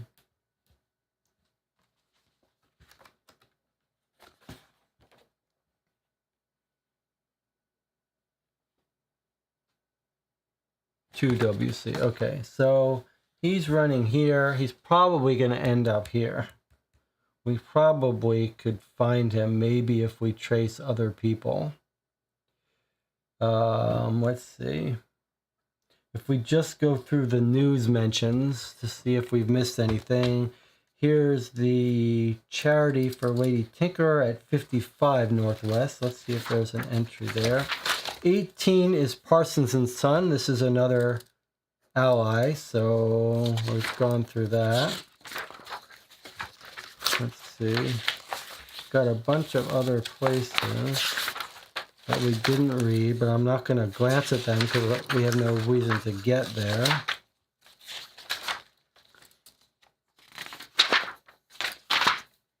Okay, so there's 55 in the paper.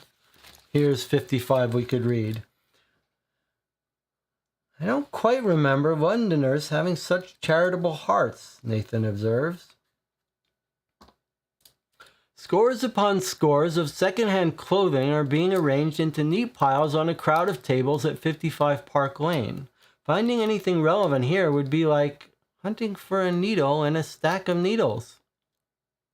Work. Do not read the next section unless you have unlocked the code word work. Well, we have. Our labors are finally rewarded. We discover a pair of boots that match the cast of the footprints Murray had given to us. Who donated this pair? Nathan asks a nun who oversees the process. The butler from 41 High Street, Mr. Brackenridge. When? Oh, no more than an hour ago, which is why I remember. So, just complete confirmation about the butler. We already figured this out, but here's 100% confirmation about that if you decided to go here. So this confirms our approach. You know, this doesn't seem relevant, so we saved it for last. And here we get the case nailed down more if we needed it, which we didn't need it. Nothing wrong with that. Okay. The Alhambra Music Hall.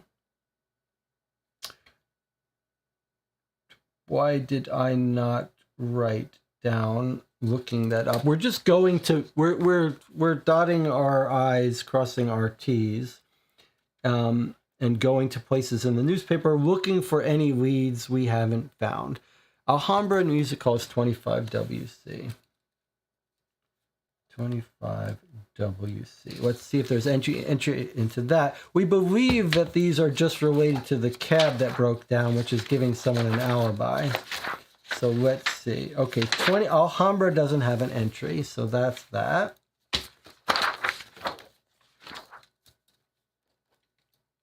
Unless I got it wrong. Let's just check. Don't want to make a classic mistake of looking something up wrong. 25 WC. Okay, nothing there. All right, what about this person? Teacher of English at 67 Northwest. Is that along our path? Not sure, but let's see if we've got an entry for it.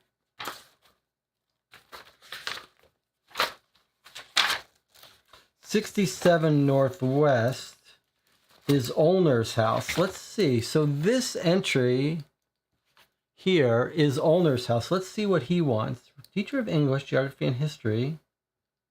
For some reason, he's looking for a teacher of English, Geography, and History. Oh, you know what this is? You know what this is? I think this is how Wiggins, maybe this is where how Wiggins applied to work there. I'm not sure.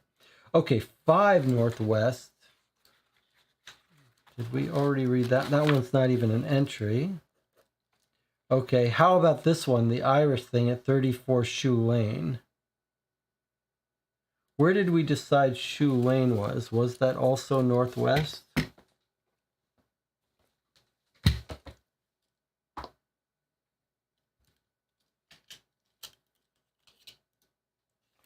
"34 Shoe Lane." What neighborhood was that? It's not Northwest.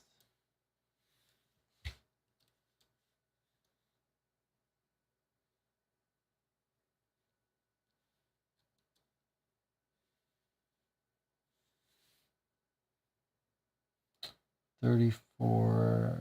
It's not West Central. I don't know why we didn't write this down. You would have thought, I'm sure we found it. Just didn't write it down, huh? 34 Shoe Lane is East Central. Okay, that's someone looking for Irish. We know we've got an Irish person in our case, so let's see if that's related to us.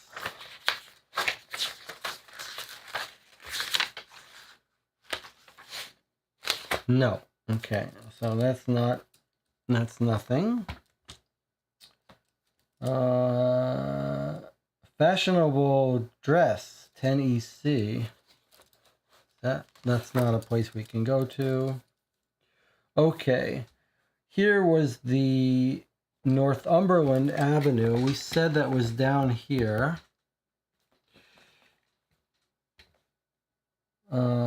Performance of the Persian Prince, that was Alhambra, but we were told the Lord Bartholomew, which I suspect is going to be the person who gives the alibi to the other guy. Let's just see if we can talk to him, since we're cleaning up our loose ends.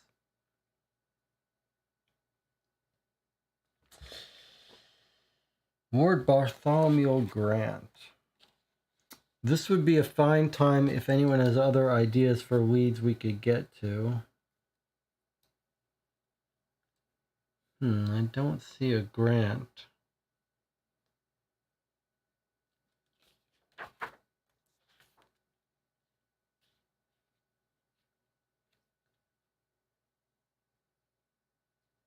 I don't see a Grant, and I don't see a Bartholomew.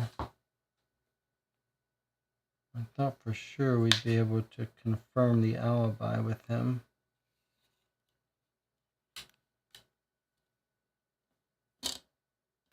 I know that in one of the other people he's mentioned again.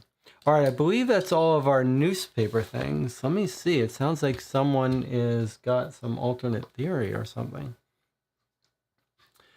Jonathan says, I guess to note in my theory, the stuff with the maid and her father do not enter into any of the crimes, just a coincidence. I would agree with that. Anna says, I'm hung up on the question, what was Holmes' plan?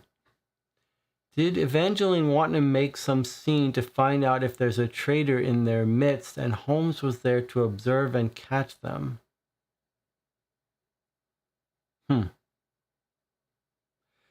John says, that's something I've not addressed in my theory.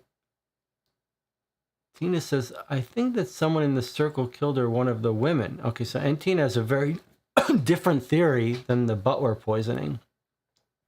Anna says, how is it that Holmes didn't suspect and prevent a poisoning? Well, Holmes does make mistakes when it comes.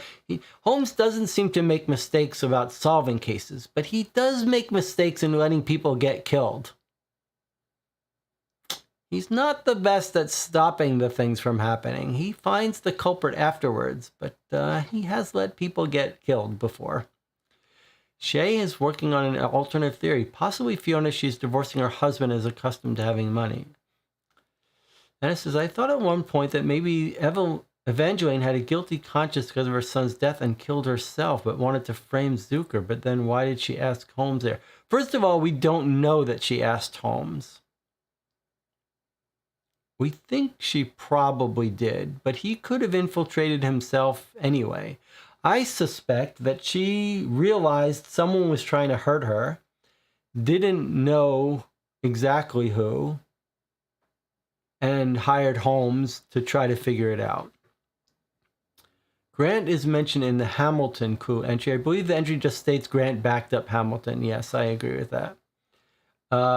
Shay says, wasn't he just visiting and staying at the Sir Hamilton's house? That would make some sense.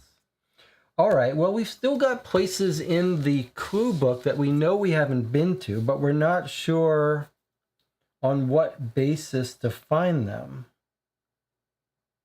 It does seem like we might be able to find the path of the runaway guy, having walked himself onto that one street.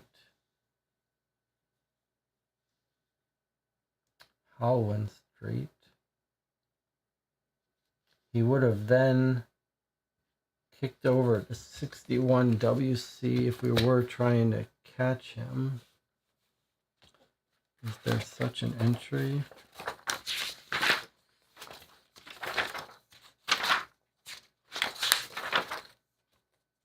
'82.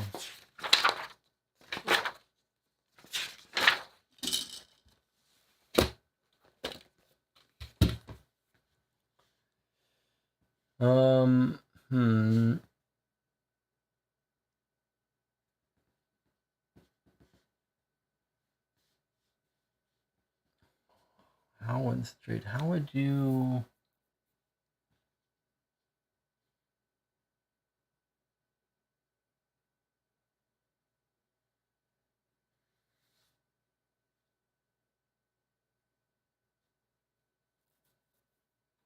Any other theories about how we might find more leads that we haven't thought of?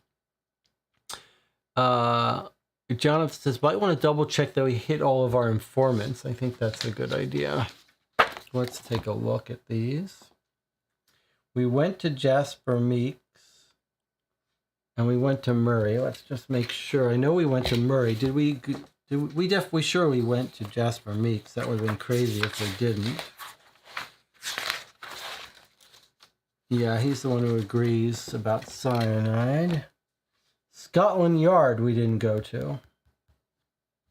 We didn't go to... I think actually we might have, and they just said Lestrade's in the hospital. Yeah, Lestrade is unavailable. He went to the medical practitioner for injuries, and they're all happy about that. Disraeli O'Brien...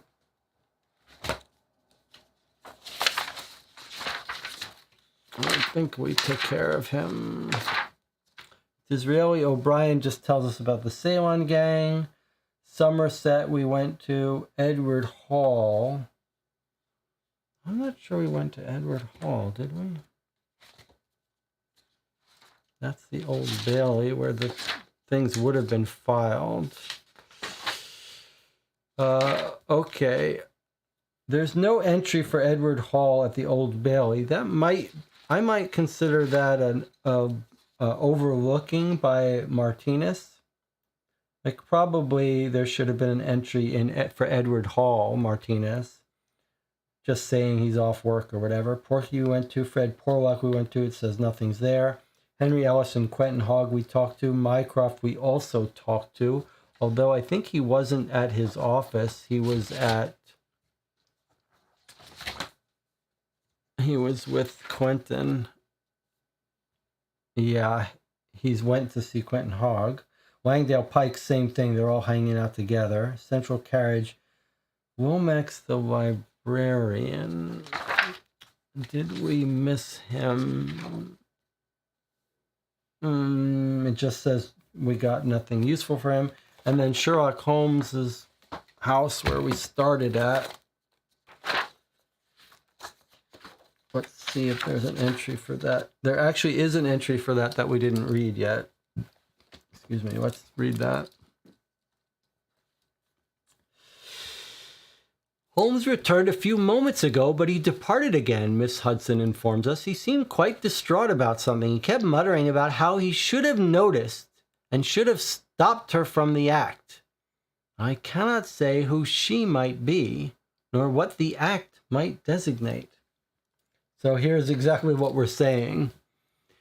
Holmes realizes, I think, should have stopped her from the act. That might be a clever way to throw us into thinking that it's a woman culprit, but I think he's just saying he should have stopped Evangeline from drinking the wine. So he should have noticed something about the glass. I'll bet it's like he should have noticed the glass had a weird tint to it and should have stopped her.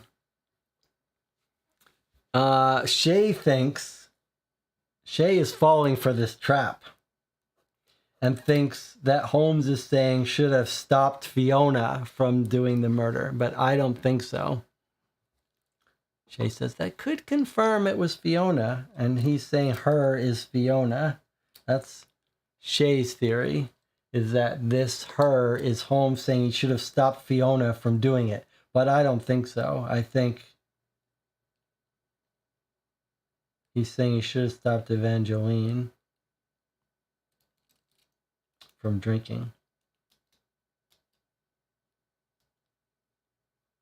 Although this use of the word act is interesting. I wonder if the plan was for Evangeline to fake getting killed to draw out who did it. That seems like that's overthinking it a bit.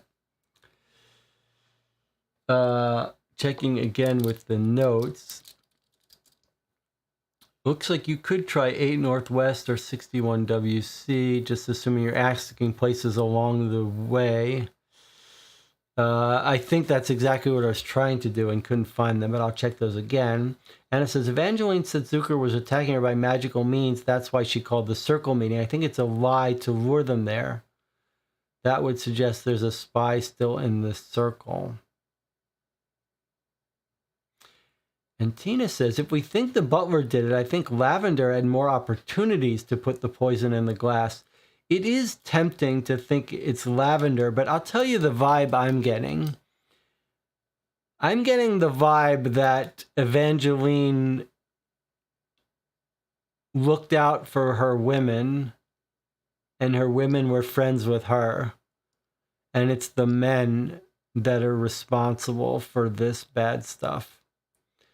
That's the vibe I'm getting from this case. So I think it's the butler operating on his own without Lavender's knowledge. Jonathan says, another thing I noted in the digital notes, Luker and Zucker sound similar. It's possible that Evangeline told her circle, Luker's trying to kill me, but they assumed it meant Zucker. I did not go with that. Yeah, I agree. I think that's a little bit... that's a bit of a stretch. I think Evangeline is... My theory is Evangeline's just noticed people are trying to do things to her, and she's just called this circle thinking so, but it's not, it wouldn't be crazy that she and Holmes planned this night to lure out whoever was trying to hurt her, and that Holmes was going to step in. So I think that's a reasonable theory. Before I get to Shay's comment here, I do want to talk about that. I think it's reasonable to think that Evangeline notices people are trying to hurt her, or follow her. So she arranged with Holmes that he's going to be present in this circle, and she suspects that it's one of the circle members. And the plan is when one of them tries to kill her, Holmes is going to jump in. And maybe even Evangeline writes the note for Lestrade to observe that, although that's a secondary part. But the problem is that it's not one of the circle. Holmes would have stepped in and stopped one of the circle from hurting her. But what Holmes didn't, and Evangeline didn't consider, is that it was the butler who's killed her, not one of the circle. But now Jonathan is coming around to Anna's theory. Jonathan says, maybe Anna's right about the suicide. I don't believe it. And so I thought about the possibility of Lavender being in on it with the butler. It's a possibility. I agree with Jesse. Women have a bond here and they help each other. So I don't think she's in a... I don't think the suicide is it. She has no reason to commit suicide out of guilt of her son. I don't buy it. She would have just done it. Now, let's look at Shay's comment, because this is interesting. Shay says, I believe that Fiona did it for the money. Evangeline changed her will the next day. She types the letter for divorce. The day it gets sent to the lawyer, Evangeline dies.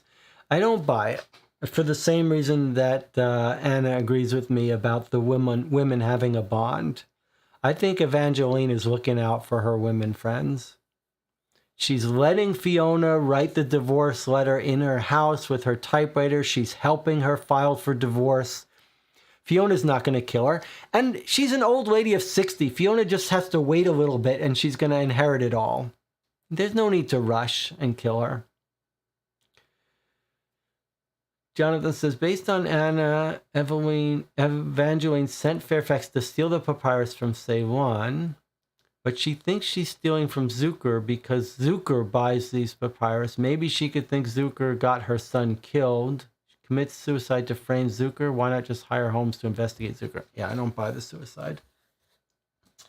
I don't buy it. I think it's more likely she thinks someone's out to get her. Doesn't it seem more logical that someone's trying to kill her?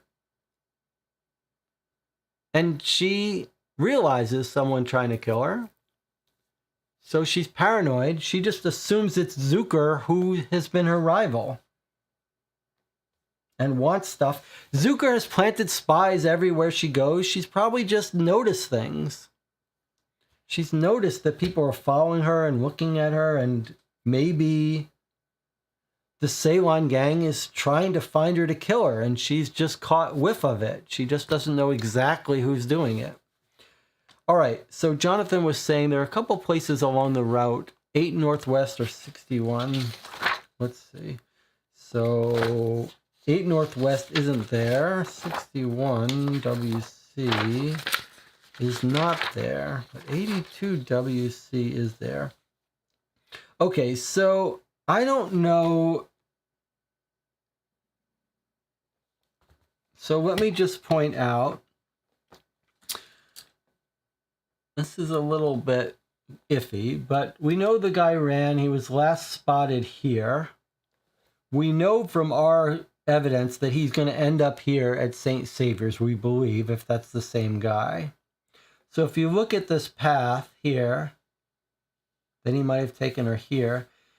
It looks like you could query 82WC. That's on his path. Here's what you get if you read that. If you do that, it says, at 82 Tavistock Place, we meet a postal employee whose shift starts at 2 a.m. So this is one of the few places open late at night when this guy ran out. Normally, the only other people I see out and about at that time are a few bakers, some florists, delivery drivers, and a handful of drunk beggars. But yesterday I saw a bloke who was none of those. He looked exhausted, as if he had run or walked more miles than he should have done, and he was muttering to himself, but he was no beggar. He wore a decent enough coat and hat. I decided to follow him to see whether he was up to no good. He walked all the way to St. Saviour's Church. Okay, so here we've tracked down the spy game master. He took his entire route. We've traced it. I'm not sure exactly what should have made us check here, not along the way. Doesn't matter. We didn't need any of that anyway. Okay, so we've wrapped up that trail of clues. Now,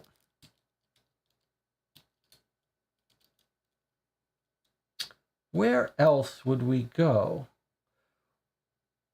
I'm trying to think of more clues that we haven't found. Well, here's an idea. We know they broke into Wilkie's office. We're given a diagram of the place, which includes, I think, this little grassy knoll here where our woman walked.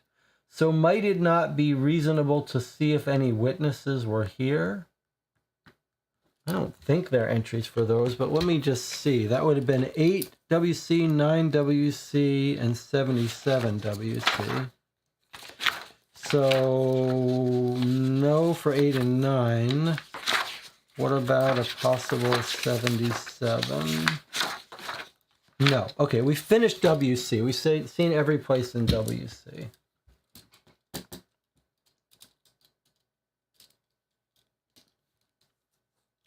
Where else might you go? What about a drugstore to buy cyanide?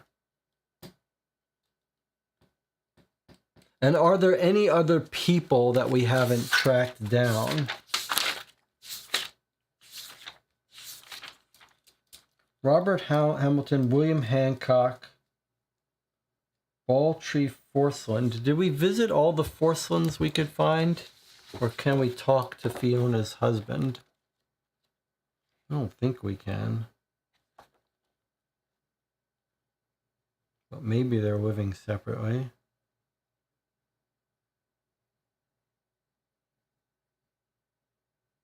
I don't see any Forceland. What about a chemist? Where would you buy cyanide? I know we're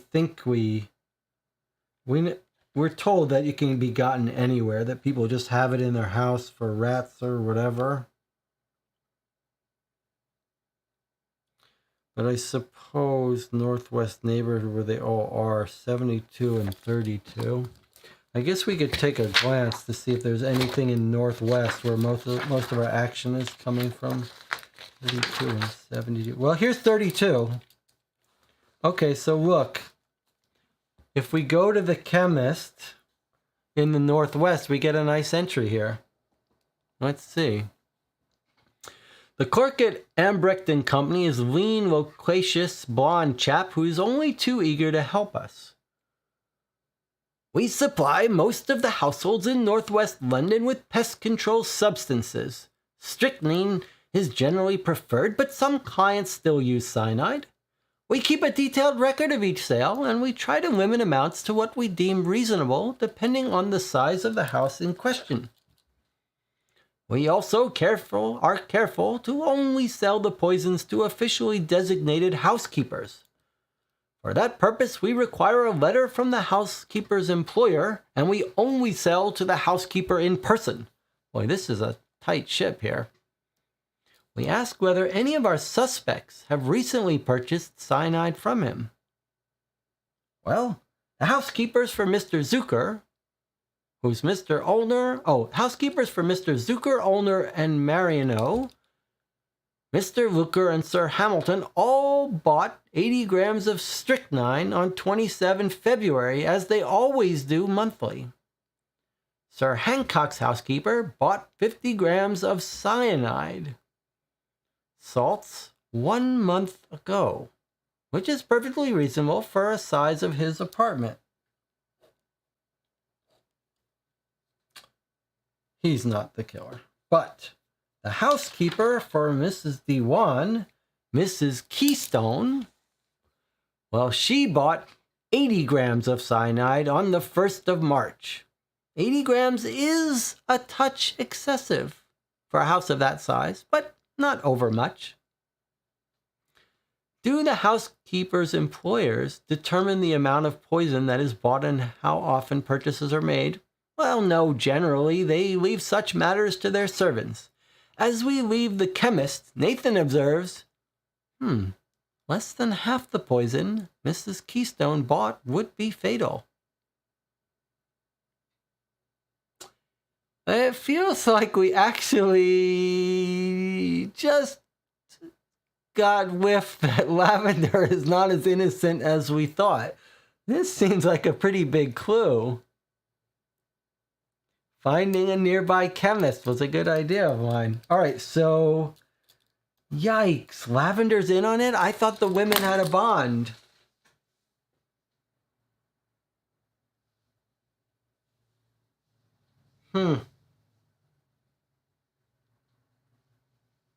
Boy, that ungrateful woman.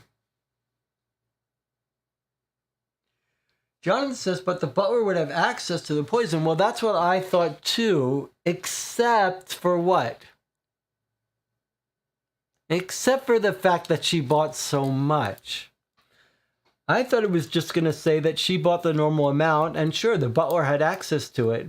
But the fact that she bought so much right on March 1st makes me suspicious.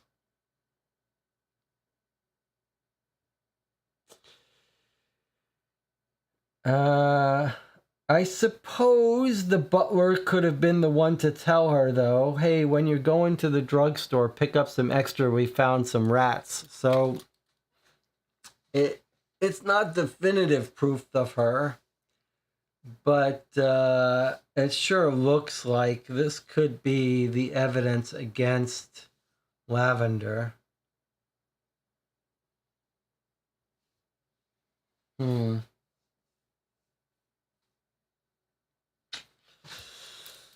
Oh, Lavender. Well, she got talked into it by the butler. But after Evangeline left her all that money in the will, is there any chance that that will is fake?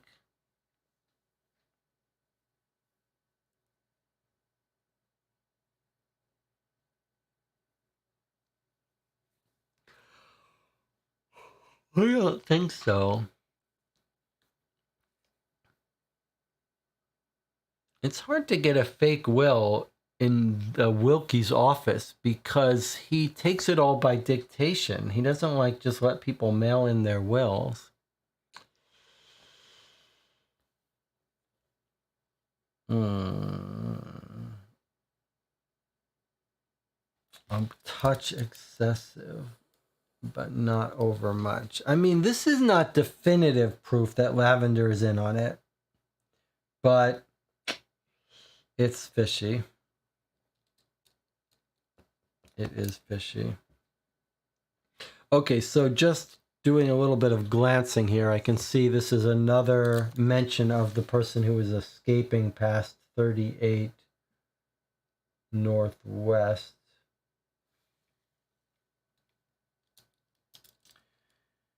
38 Marleybone. Let's see. Is that indeed? Yes. Okay. So this is right. This is on the escape route of our person who was spotted. Again, not important for us. I saw a man fleeing helter-skelter in the direction of New Cavendish. Did not see the man's face or much of his clothing. He was no beggar. I could see that much.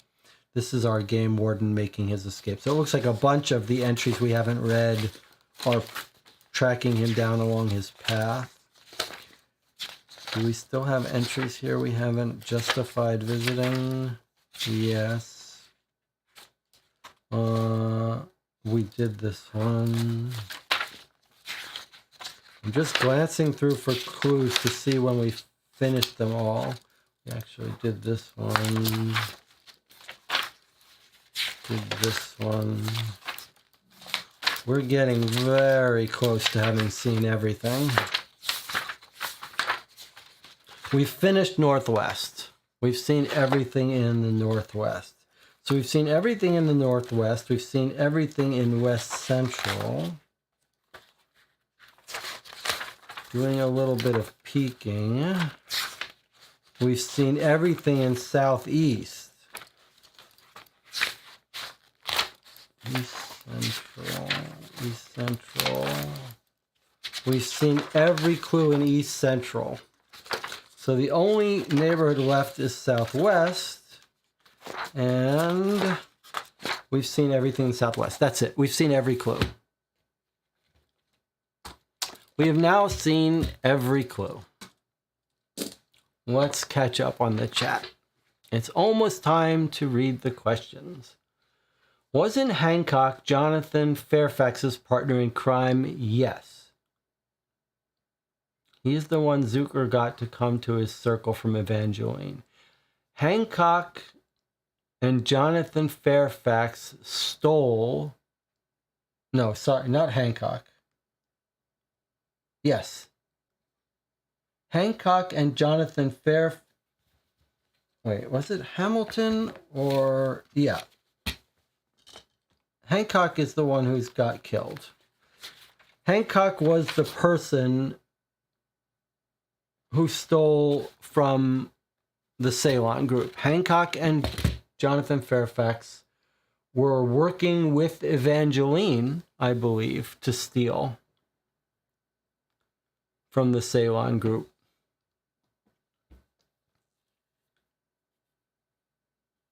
So I don't know. I don't think he was really working for Zucker. I think he was really working for Evangeline. Either way, the Ceylon group killed him because he was involved in the robbery.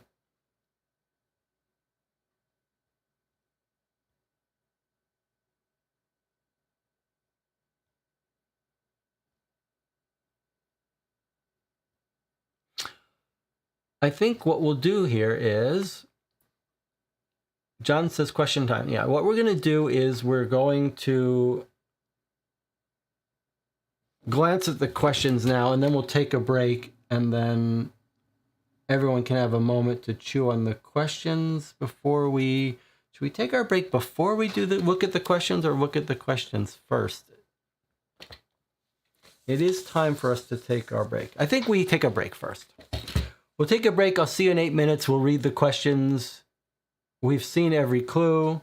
We'll read the questions, talk, and then you'll get your last chance to get your theories in, and then we'll read the answer.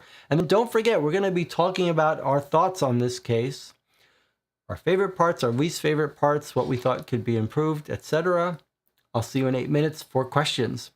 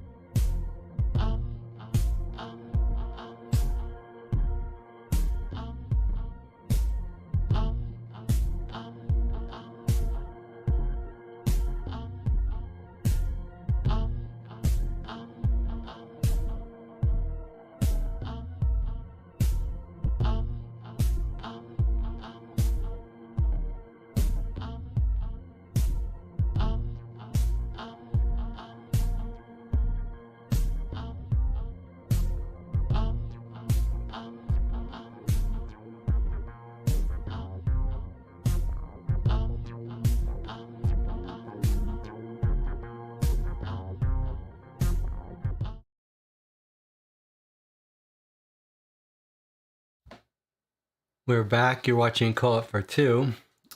There's some discussion in the chat channel during the break. I was saying I was a little nervous about Anna's suicide theory. I don't think it holds up, though. There's a little bit of discussion about Jonathan Fairfax. Jonathan was saying, I'm not sure about whether Fairfax really went down to steal from the Ceylon gang. It seems pretty clear to me that he did steal from them. Anna says Nathan's been on Jonathan Fairfax's trail for 2 years and he seems bright. I don't think he misunderstood things. And he thinks Jonathan Fairfax was a smuggler. I agree with Anna. Nathan Meyer is on top of everything, and he's been tracking him down for 2 years, so I believe he knows what's going on. And Tina says, I think this is one of the best times in these games because after the answers, there could be some disappointment if someone doesn't agree with them. And Tina's saying, you think this before we read the answers is the best time. After we read the answers, it goes downhill. The idea of being on someone's trail for 2 years reminds me of one of the great remakes of the last decade, which is the remake of True Grit. Has everyone seen the remake of True Grit with Jeff Bridges and Matt Damon? And a woman who does an amazing job in the role of the girl that I don't know the actress's name. She's not a real famous actress, but she has an amazing performance. In fact, everyone in that movie has an amazing performance. Is that a Coen Brothers? Is True Grit Coen Brothers?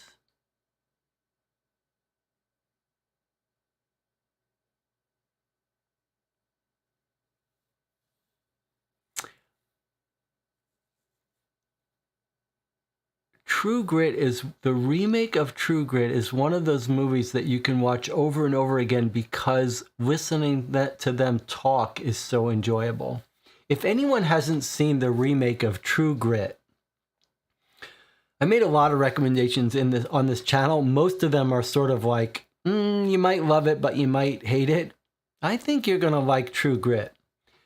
Google says the remake was by the Coen Brothers. Okay, well, there you go. Well, the Coen Brothers are always do a good job. Okay, if you haven't seen the True Grit remake, there's your movie watching assignment. You're gonna find something to love in that movie. I mean, there's a lot to love. All right. Let us read the questions, and then we can talk a little bit more if anyone has any differences in opinion about their theory, and we'll get everyone on the record, and let's see. But let us read the questions. Okay, lots of questions here. Here we go, full page of them. I think Martinez listened to us when we said we wanted more questions about stuff. This is good. And look at all these points. Okay. Who killed Evangeline D1? How did she die? Who was Jonathan Fairfax? What were the causes or motives for Evangeline D1's death? Who sent the note to Inspector Lestrade and why? Who broke into Gunderson Wilkie's office? Who left the footprints directly behind Gunderson Wilkie's office? Who typed the will for Kevin Zucker that was found in Gunderson Wilkie's office? What was stolen from Gunderson Wilkie's office? Series 2. Who left the footprints just north of Great Ormond Street? Why was this person there? Where is Joanna Scarborough? Who was looking for a forger specializing in signatures? Which Londoner ordered the attack on Sir William Hancock? Do you have proof?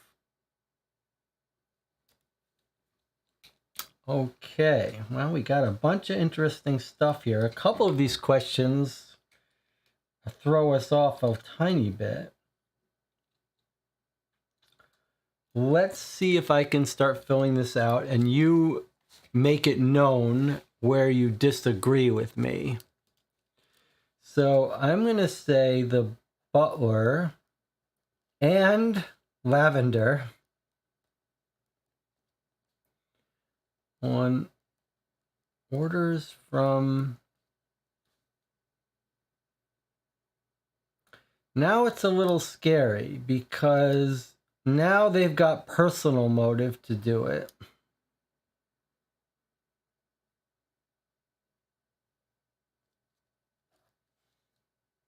So before I was very confident that the butler was doing it on Zucker's behalf. Now I'm a little nervous that it's Butler and Lavender for personal reasons. All right, so you're going to have to all go on the record about who you think did it and if they did it on someone's orders. I'm going to put this part in a question mark. How did she die? We know that was cyanide poisoning. Okay, don't worry, I'll go to the chat. I'll get everyone's disagreement with these. Who was Jonathan Fairfax? I think we're just meant to have figured out that this was Evangeline's son. Also Zucker's son, don't forget.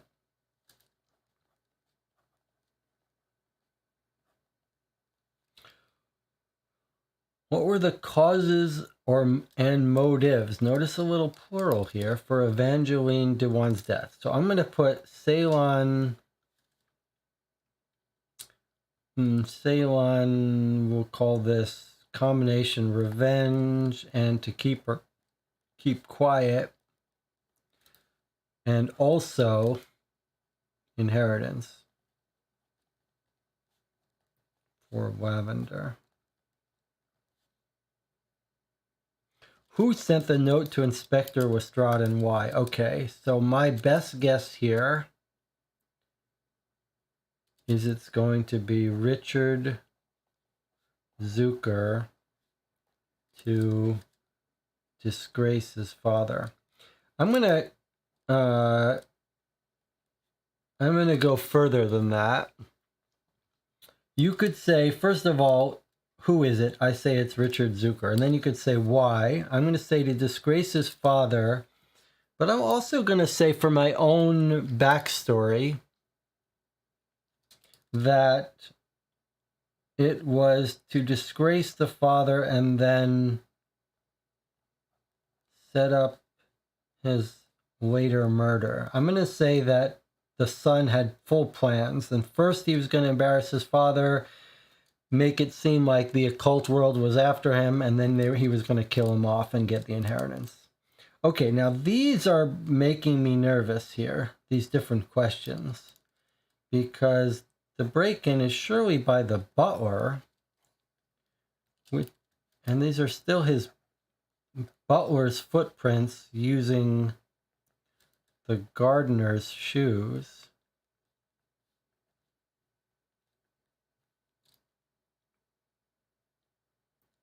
Who typed the will for Kevin Zucker that was found? I think this is going to be Richard Zucker again.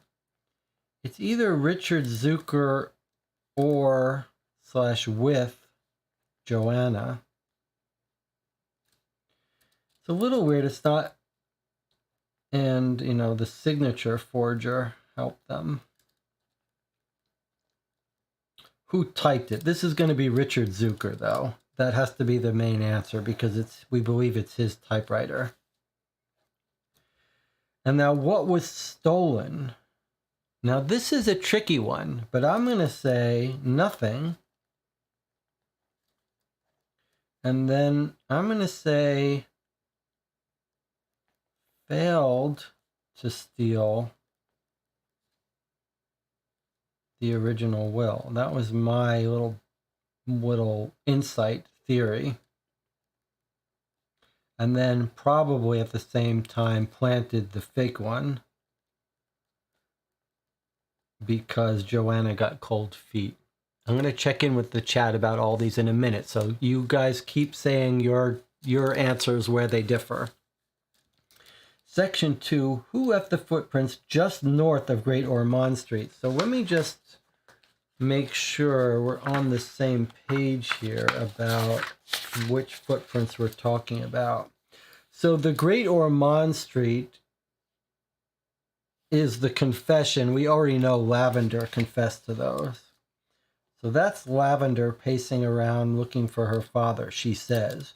Why was this person there? We believe this, she says it's to talk to her father, but now that we think she's guilty of murder, we might want to think this out. Is she telling the truth, or was she there for other reasons? I think she was telling the truth about that. Maybe she wanted to find out if her father was really doing it. No, her father told her he was going to do it and when. Okay, she's at St. Saviour's Church. We know that. Who is looking for a forger? All right, so our theory here is that this is Joanna and Richard Zucker. Right? Remember, she's in Porky's. And we think she's doing this so that they can forge the signature for his fake will. Which Londoner ordered the attack on William Hancock? Do we have proof? Okay, so we know the answer to this one. This is our Harold Luker, son of Brandon. Brandon is in Ceylon. Harold is in London. So this is our answer. Harold Luker. Was that his first name, Harold? Horace. And he ordered the hit on Hancock, which got him killed. Do we have proof? The proof is the letters from Brandon that Jonathan Warner figured out the meaning of. That was quite nice. Okay, let's check in with the chat and see any disagreements. I apologize for it being hard to read, but I voiced it all, so I think you'll figure this out. Okay, so let's see if can I go like this? There you go. Now you can see both while we look at your chat. Okay. Shay says Fiona killed Evangeline for the inheritance. Jonathan says it was the butler poisoned by cyanide. Fairfax, Evangeline's son. 8, Jonathan says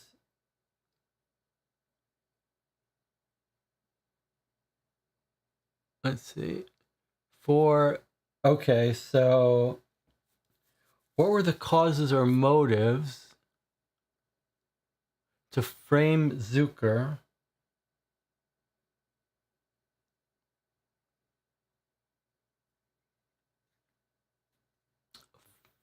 Five, Zucker Jr. 6, Butler. 7, Butler. 8, Zucker Jr. 9, nothing stolen, will place. 10 was the maid. 11 was the spy.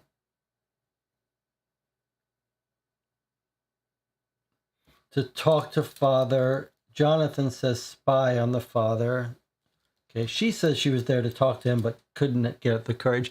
Let me just see. So Jonathan says the answer to 4, the causes of murdering Evangeline. Jonathan, do you really mean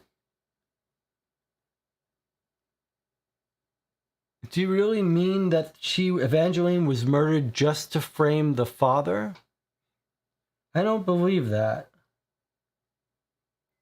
I believe, but that's a completely reasonable theory. I think the framing the father was a secondary reason to kill Evangeline. I think the main reason to kill Evangeline is on behalf of the Ceylon group. So we disagree a little bit there. Um,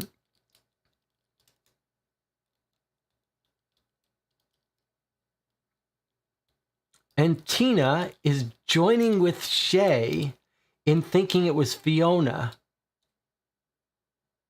I don't understand how you guys get to Fiona. Two of you think Fiona did it? To get 50% of the will? Is your theory that Fiona is working with anyone? You think she's just on her own? That's bizarre to me that you're so willing to arrest and convict Fiona without any other evidence.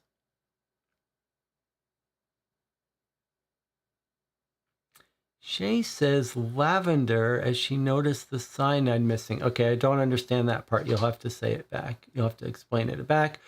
Jonathan's clarifying 4. I think Richard's motive was to frame his father, but I think Horace Luker helped plant the idea because Luker wanted Evangeline dead.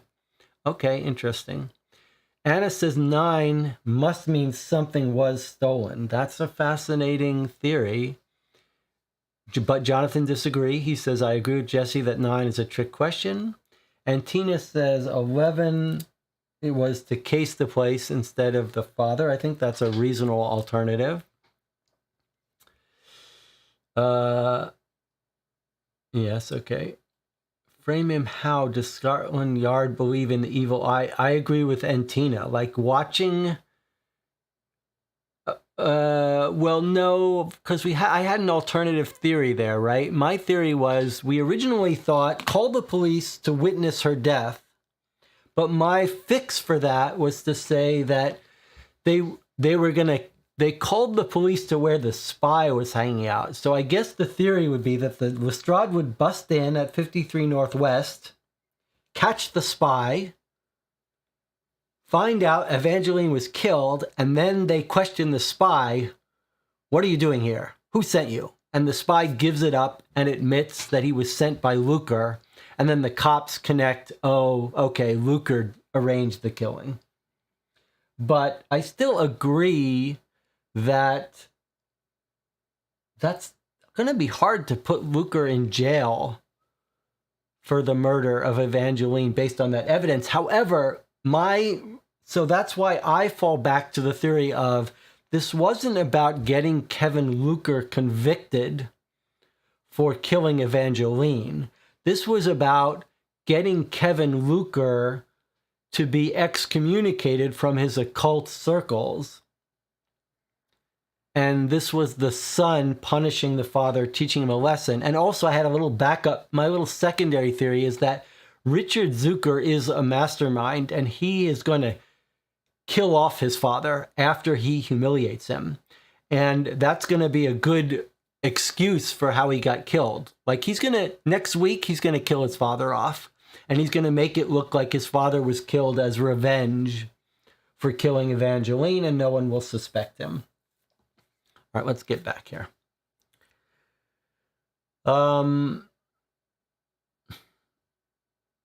Shay says Lavender sent the note to Lestrade. And Tina says, I also don't think that Richard sent the note to Lestrade. This is fascinating that we have some real differences in opinion. It sounds like Tina and Shay are sort of on the same page. Jonathan and I are mostly on the same page. Anna is playing her cards a little close to her vest, but seems to be mostly agreeing with Jonathan and I. Okay, so I want to hear from Shay and Tina what your alternate theory is about Fiona, and Lavender. I want to hear how Shay and Tina think Lavender. Okay, Martinez, we haven't looked at the answers yet, so don't say anything yet.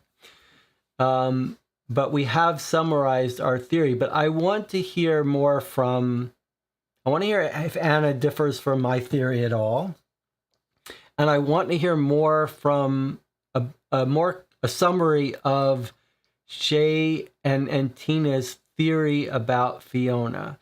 Okay, and Tina says, I'm not sure about Fiona, but I don't think it was the butler. I think it was one of the women. Well, now that we've found Lavender getting the cyanide, if we believe that Lavender did it, it could very well be that the butler is stealing and working for Richard for that thing, but isn't involved in killing Evangeline. And that Lavender says she doesn't want to marry the butler without money. It's possible Lavender is killing Evangeline totally on her own. That just seems too far-fetched to me. It makes more sense that Evangeline and the butler, if the butler is this criminal guy doing all this criminal stuff, it makes sense that he and Evangeline are sort of both corrupt. They're doing a Bonnie and Clyde. So for my money, it's Butler and Lavender killed off Evangeline, or just the butler. But as I see it, it wouldn't have been Lavender without the butler's knowledge. Okay. And Tina says, I'm trying to connect Hancock to someone in the circle because he was the one that bought the crystals. I don't get that. No, I don't understand that. Something about that is wrong. A bunch of people bought cyanide. I see. You're saying if you don't believe it was the butler and Lavender, then it has to be Hancock who has the cyanide. Don't forget, lots of people have access to cyanide. So just because we found some people that bought it at the drugstore doesn't mean anyone in our case couldn't have gotten it. And that was only the Northwest drugstore. So if your guess was that Fiona did it, you can easily postulate that Fiona came up with her own source of cyanide. Anna is going back to the suicide theory. That either it was Lavender or suicide.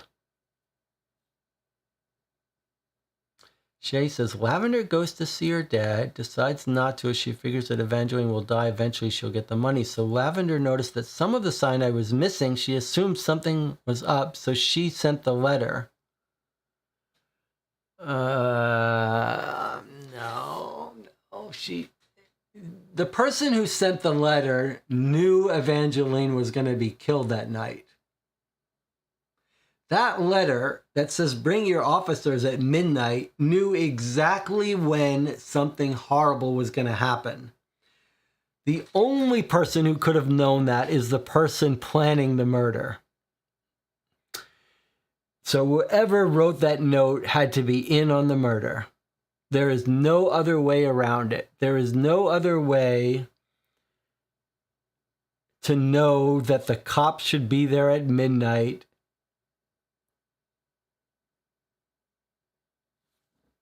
than to be in on the murder. Now,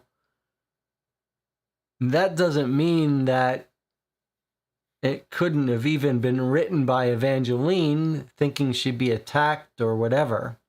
Don't forget, we've got Holmes there as if they thought something was going to happen. So it's even possible, my backup theory would be that Evangeline wrote it, but I don't know why they wouldn't just tell the cops. Jonathan says, theoretically, the person who wrote the note could just want the spy arrested for spying. It's true, but that seems really far-fetched. It doesn't seem like the cops catching someone spying would have any effect on anything. Like, if you didn't know she was going to be murdered and you catch this person in a room looking out a window, nothing happens. Nothing gets... That case gets dropped. No one cares about that. It's only the fact that she was going to get murdered makes that significant. All right. Keep going. I am not convinced by this Fiona theory. I mean, And I am really heartbroken that the idea that Lavender... I'm still not 100% convinced that Lavender's in on this, even though we caught her buying that cyanide. It is suspicious, though, and she is hooked up with the criminal butler. That's like Bonnie not being aware of what Clyde is doing. So I guess I am, if I had to put money down, it would be that Lavender is a bad seed and is in on it. I just can't believe that... It's hard to believe that Evangeline was so good to her and she's going to kill her.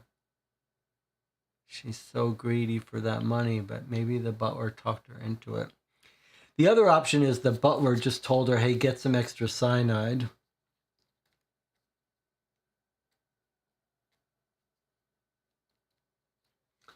All right. And it says, Evangeline probably knew Zucker sent a spy every full moon. She could have written to Lestrade. She wanted to frame Zucker, told he was attacking her by magic. I don't believe it, but it's true.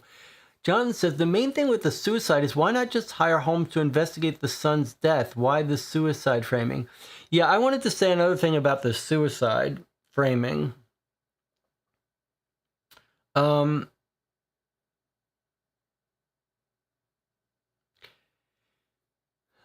At first I was thinking, okay, she wants to leave her money so she can't actually commit suicide, but that's not true. It's inheritance. It's not an insurance policy. So she could have just openly killed herself. The idea that she would frame Zucker for her murder, that doesn't make sense. Like, that method of suicide does not put the blame on Zucker well enough. This is why, I think it makes much more sense that the consequence to Zucker for all this is he's going to be thought by all the occult circles to be excommunicated because he did what he shouldn't have done. So that's the punishment that the son would want. I don't think that's the punishment that Evangeline gets much from. Why is she... What? It doesn't make any sense that she would commit suicide. It is a little weird that she's not a little more broken up about her son being killed, but she doesn't seem that broken up.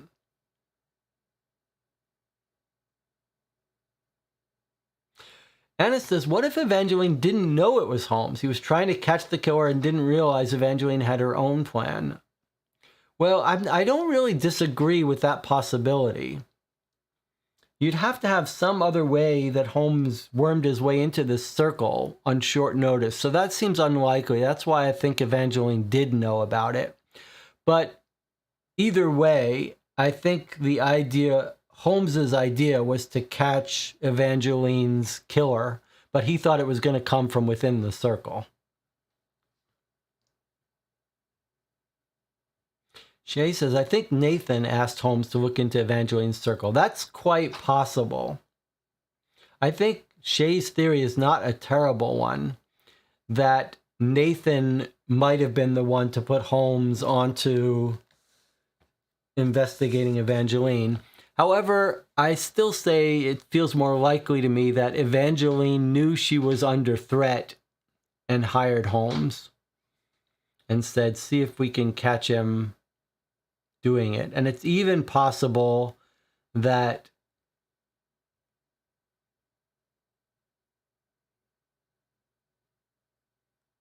they planned, that Evangeline and Holmes both planned to catch the culprit when they tried to kill her at the circle, and they just didn't anticipate that the method of death.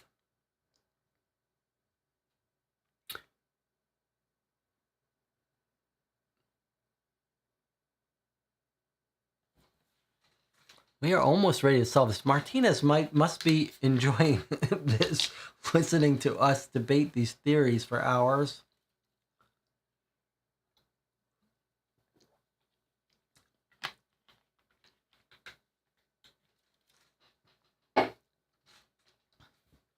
So everyone has their internal committed answer to what they think these answers are so that we can each calculate our scores when we look this up. You can do a little bit of fudging if you want. Give yourself partial credit. Are we ready to look at the answers? I'm happy to sit here and talk some more if people still have other ideas they want to bounce around. Jonathan says, if Shay's correct, which I'm leaning towards now, maybe Anna's suicide theory is correct, but I'll stick with my theory. Martina says it also induces worry for reasons I shall explain later. I mean, Anna's suicide theory was very tempting at some, it did give me pause. It did give me pause, but I don't believe it. But you could imagine that Evangeline could instruct her maid to get the sign it, but it's too insane. That's not how you get revenge, by killing yourself so that your rival gets a little bit disgraced. That is not suitable revenge. And she's a witch in a coven. She should try to kill him with magic. Any other theories? Or are we ready to read the answers here?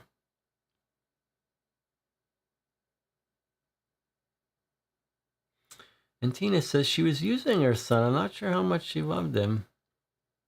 Yeah, I think that's fair. She was going to leave him all the money.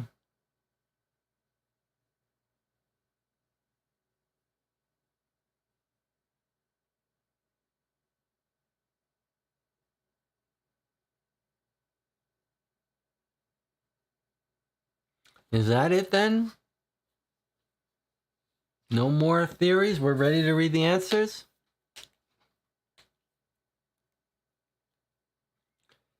Jonathan said maybe Holmes was not there to prevent the murder.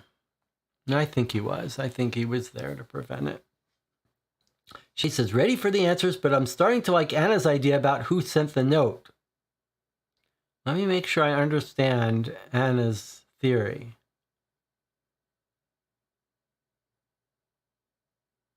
Anna's theory is that Evangeline wrote her own note to frame Zucker. Anna, are you going with your suicide theory officially? I think we need to. Anna's like our lead detective. She's been on fire recently. So I want to get Anna on record here about this suicide theory.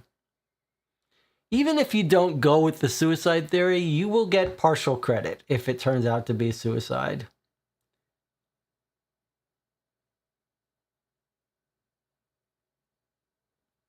Anna says, why not? Because I don't buy that she would commit suicide. Martina, stop leaking hints. It sounds like by asking that, you're giving little hints. Don't do it. I don't believe Evangeline would commit suicide.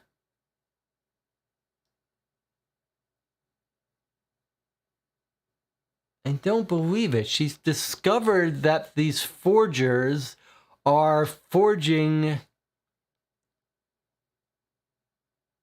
these documents. Her son was killed by them.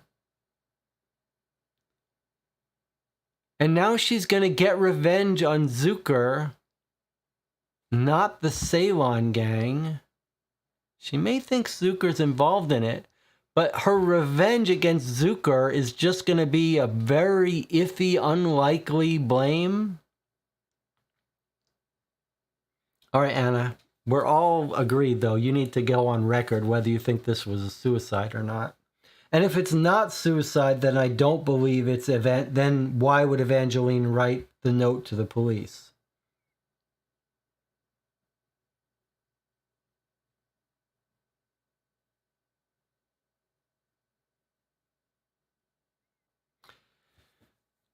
But I am, because Lavender could be killing Evangeline for their inheritance, I'm a little nervous about Richard Zucker trying to kill her. No, I'm sticking with my theory. The Ceylon gang wants her killed. She's discovered what they're doing. They must have her killed. Richard Zucker is their contact, although Jonathan disagrees with me. So he is getting her killed, and she must be killed right away.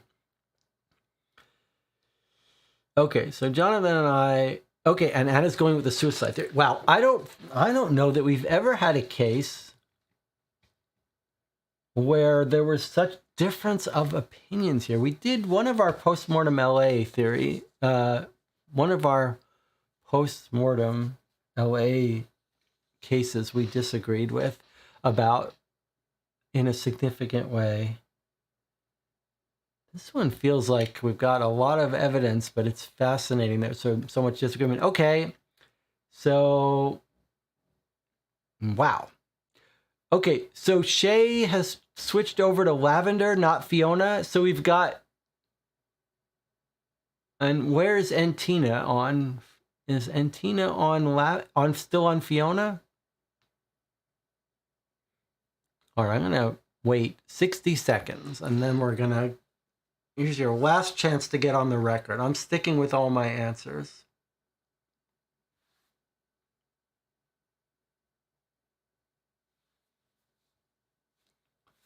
You've all got 30 seconds left to get your any official theories out.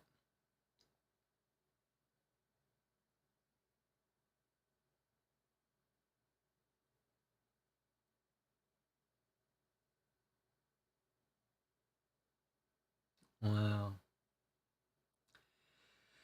So just to be clear, I have said it was the butler and Lavender working together to kill Evangeline. So Antina is being more specific, saying it was Lavender or Fiona and not one of the women, not the butler.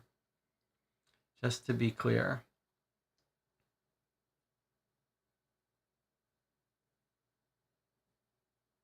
I mean, Lavender was suspicious with her lying. I'm really curious. I'll tell you the one thing I'd be curious about would be whether Lavender is lying about what she was doing pacing around that park next to Wilkie's office. None of us have a great alternative theory to that, right? One is she's telling the truth about wanting to talk to her father. Jonathan said she was just staking out the office, told the butler better get some fake boots. I think that's reasonable. I think that is a reasonable alternative. More reason to blame Lavender. But then, yeah. But then, don't forget that none of us believe the butler was breaking in for their will, right? Everyone here believes that the break-in had to do with Zucker's will, correct? The question doesn't ask us about that, but no one here believes, this is important to get you guys on the record, no one here believes that the break-in was related to Evangeline's will, right? We all think the break-in was about Zucker's will. Even though there was a period of time where we doubted that.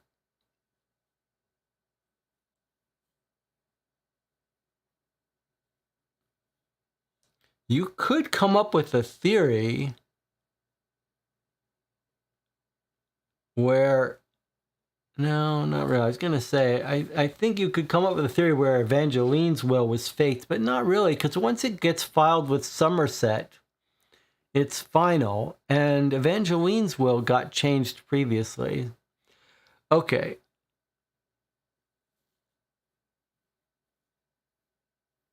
Could Hancock have gotten the crystals? I'm a little confused why Antina is obsessed with the crystals being bought by Hancock. anyone could have the cyanide. That was the clue we got, was mainly relevant because Lavender bought an excessive amount of cyanide.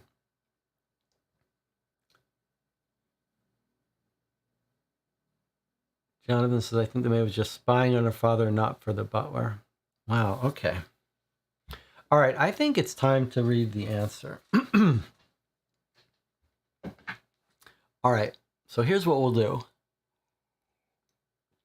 We'll take a 5-minute break, and we'll come back and read the answers. So you've still got 5 minutes to get anything out on the record, in chat, get your tea, get your coffee, take a deep breath. I'll see you in 5 minutes, and we will read the solution.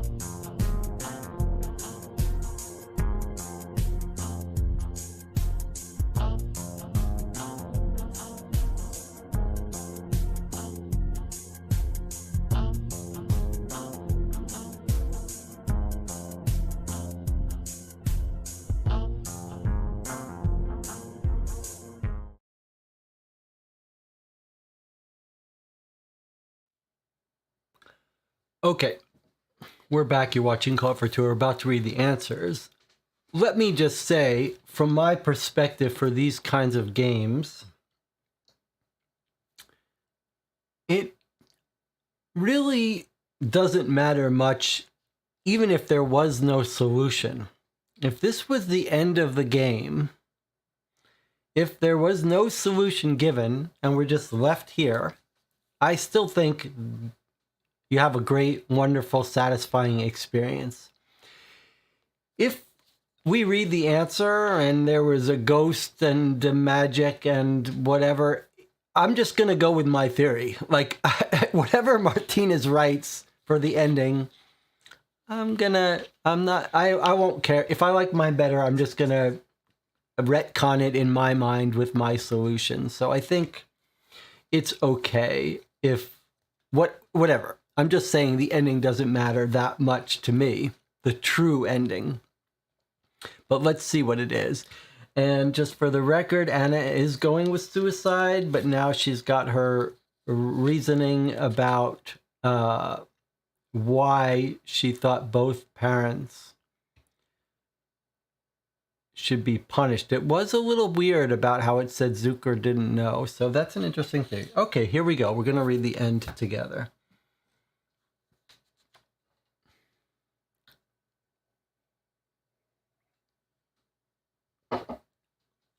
Okay. Well, we've got answers and end. All right, let's start with the ending.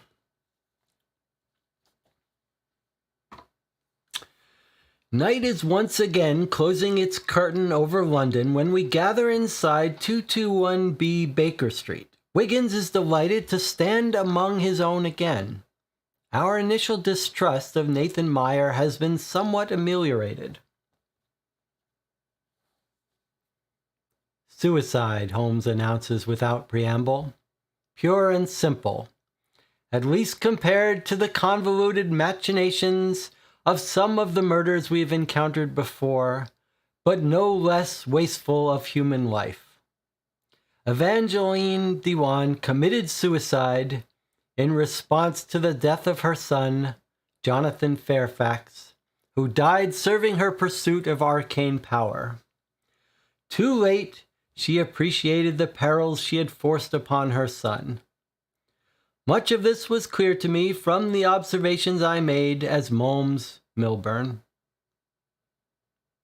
Well, that's why Anna is our lead detective.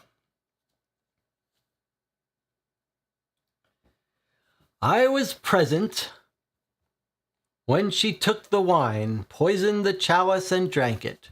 No doubt you will no longer hold me in awe, for I stand before you exposed as a fool. I, a man who has championed the value of observation and deduction, missed the moment when she slipped the cyanide into her glass. I could blame our government for permitting that poison to be so widely attainable, but I will not cast aspersions on others when my own faculties are culpable. Doubtless, she selected that substance for its near instantaneous lethality. Once taken, none of us could save her. Additionally, she cast a shadow over her rival, Kevin Zucker.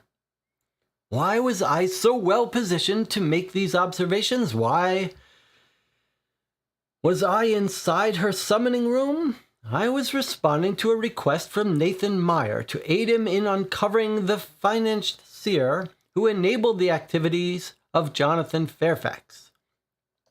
Wiggins agreed to help by spying on numerous members of her circle. None of us knew how matters would play out. Perhaps some of you will propose that I redeemed myself by solving the burglary at Gunderson Wilkie's office. If you do, I shall denounce you as a sentimental fool, for no such action can restore the dead. Nevertheless, I will speak on that matter. We were confronted with an unusual burglary. A broken window, footprints, clear evidence that the thief or thieves were searching for something, and yet nothing was stolen. Possibly Mr. Jimmy Tallow had interrupted the crime, and that was all there was to it. Then I noticed the unique characteristics of Kevin Zucker's will. Comparing that document with the will dictated by Lawrence Keystone was all I needed. Dr. Watson can speak to my abiding interest in typewriters. That knowledge rendered the solution obvious. Zucker's will had been typed on a Huxley model, which is not yet popular with solicitors. In the interest of rigor, I consulted the expert at Duckett & Company, who corroborated my insight. A visit to Kevin Zucker's residence, Horace Luker and Porky Shinwell furnished more pieces of the puzzle. We have Richard Zucker, whose father had often threatened to disinherit him. Richard is nowhere near as indolent as his father believes. First, he recruited Joanna Scarborough. Next, he sought a criminal capable of counterfeiting signatures, and he forced Joanna to speak with Porky Shinwell, hoping to conceal his part in the plot. Fortunately, Porky has sharp eyes. Then he simply waited. His spell over Joanna was strong. On the morning of 3rd of March, when Kevin Zucker finally acted on his threats, she alerted him. By now, Richard had a counterfeit will ready. However, he did not trust Joanna to do the typing for him. Using a paper from Wilkie's office supplied by Joanna, he typed the forged will himself and, not knowing enough about typewriters, he failed to appreciate the evidence it supplied. Next, he commanded Joanna to replace the original will with his fake, probably on the very day when she alerted him to his father's actions. Presumably, he had intended for Joanna to destroy the original or to deliver it to him. However, when Joanna left Mr. Wilkie, she finally came to her senses, fleeing directly to her place of worship. Who knows what Richard would have done once he discovered her betrayal? That leaves in the question of the burgled solicitor. Was it Richard Zucker? Well, he had ensorcelled Joanna, so why would he perpetrate burglary when she could act on his behalf? The solution proved simple. Mr. Damien Brackenridge, the butler, planned to do a favor for the woman he loved by destroying Mr. Keystone's will, an act that would secure additional funds for himself over and above Mr. Dewan's charity. This I inferred by matching the boots he had donated to charity with the cast provided by Mr. Murray. My hypothesis is that Brackenridge learned about Mr. Keystone's will from Mrs. Keystone. He must have assumed that destroying Mr. Keystone's new will would allow previous drafts to stand. The lantern that he carried with him could certainly have been used to burn all the documents in the office. I see, it's saying he was going to try to find it and burn it. And that, Nathan grumbles, closes my hunt for Jonathan Fairfax. Not the conclusion I had aspired to. Well, nothing is to be gained from berating yourself. You did what you could with what knowledge you possessed, Holmes replies. Nathan makes a rueful grin. Well, you might direct that consideration upon yourself, Sherlock. And there we have it. That is the ending. And here are our official answers here. Evangeline committed suicide. She died of cyanide. Fairfax was her smuggler and her son. She committed suicide following the death of her son, since she held herself responsible for putting him in danger. This was Anna's theory. She also announced that Kevin Zucker was casting a death curse upon her, knowing if people believed her, Kevin would be shunned. This is exactly Anna's theory. And then here we have, with our necessary, the logical reading of that, given that Evangeline D1 sent the note to Inspector Lestrade. If the police discovered Kevin Zucker's gamekeeper spying upon her, then other practitioners of magic might believe that Kevin Zucker launched his death curse against Evangeline. Okay, then 6 and 7 questions were, who broke in? Okay, so Damien Breckenridge, and then Damien Breckenridge left the footprints, right? And then who typed the will? Richard Zucker, right? And then what was stolen? Kevin Zucker's original will was stolen by Joanna Scarborough. Right, well, we understood that. However, the answer nothing is also acceptable since she had every intention of returning the document. So we read this as what was stolen on the night of the burglary. So for that, certainly the answer is nothing. Okay, and then who left the footprints? Lavender. The answer to 11 here was that she was telling the truth about reconciling with the father. Where did she go? To the church. And then who was looking for the forger? Richard Zucker and Joanna Scarborough. So we got that right. And then which Londoner ordered the attack? It was Horace Luker. That was the proof, was the code. Okay, and then Sherlock Holmes solved it in 6 leads, except he let someone get killed. And then, of course, if he did this, we'd be back to down to 0. So Anna got the official answer correctly. Correct. Okay, so what was there was some part here. We're going to discuss this in more detail in our thoughts. There was some part here that I was a little bit iffy on.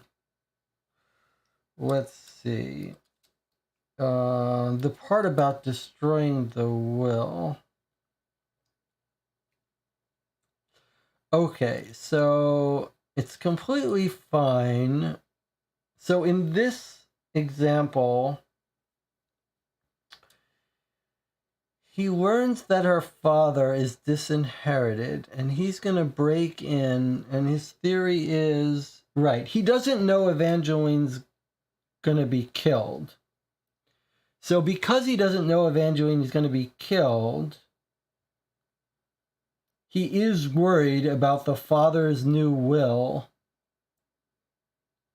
coming into effect after the father dies. I was saying, like, if he was, my explanation was, if the butler killed her, then the butler wouldn't have to get rid of the father's will since it wouldn't affect her.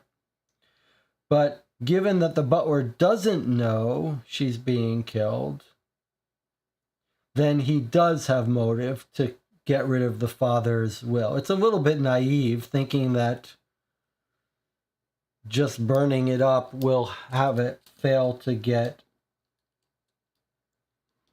have it come into effect. And then I suppose then the answer is he just didn't have time, right? He just didn't find it. He got scared away before. So he was trying to get in there and burn it. You might say that it might be a nice, I would say, if you're sticking with this answer, Martinez, I think that's fine. This is completely reasonable. The only thing I might do is change this question. I think it would be good if this question said,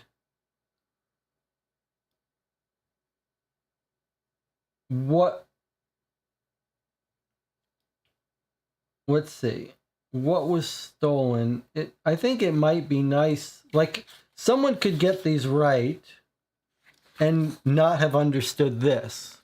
So maybe it would be nice to have a question here that said, you know, what was the purpose of the break-in? Yeah, what was the purpose of the break-in? Or maybe even just explain the details of the break-in.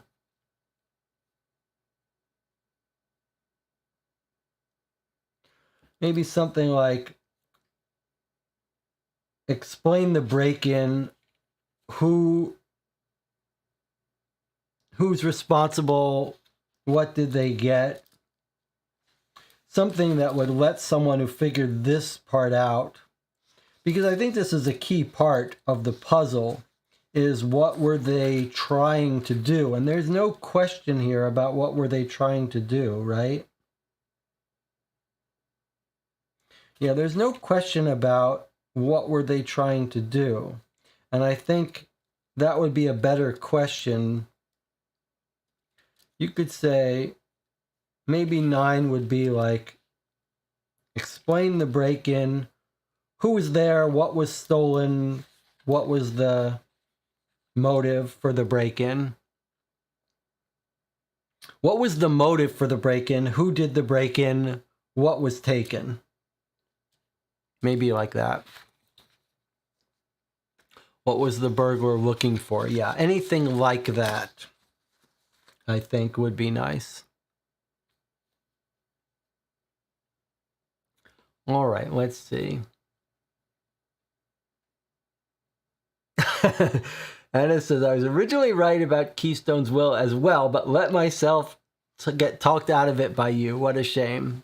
Well, I tried to talk you out of all of it.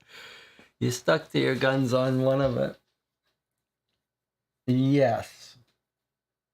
Well, to be fair, I made a good point that if the butler was going to kill her, the butler wouldn't need to remove the will. And I did say, but if he didn't know, then he might. Well, if not for Anna, you'd have a harder time selling us on this suicide thing.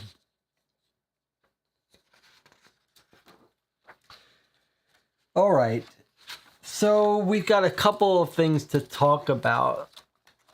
We can talk about the total experience, and we can talk about how we feel about that ending, whether or what we could think. Talk about any suggestions. We made one suggestion about the question. All right, let's talk about the experience. You guys can give your comments in the chat as well, and I'll try to catch up on them. Let me try to give my thoughts. This was a very interesting experience because we need to give Jonathan Warner some credit for.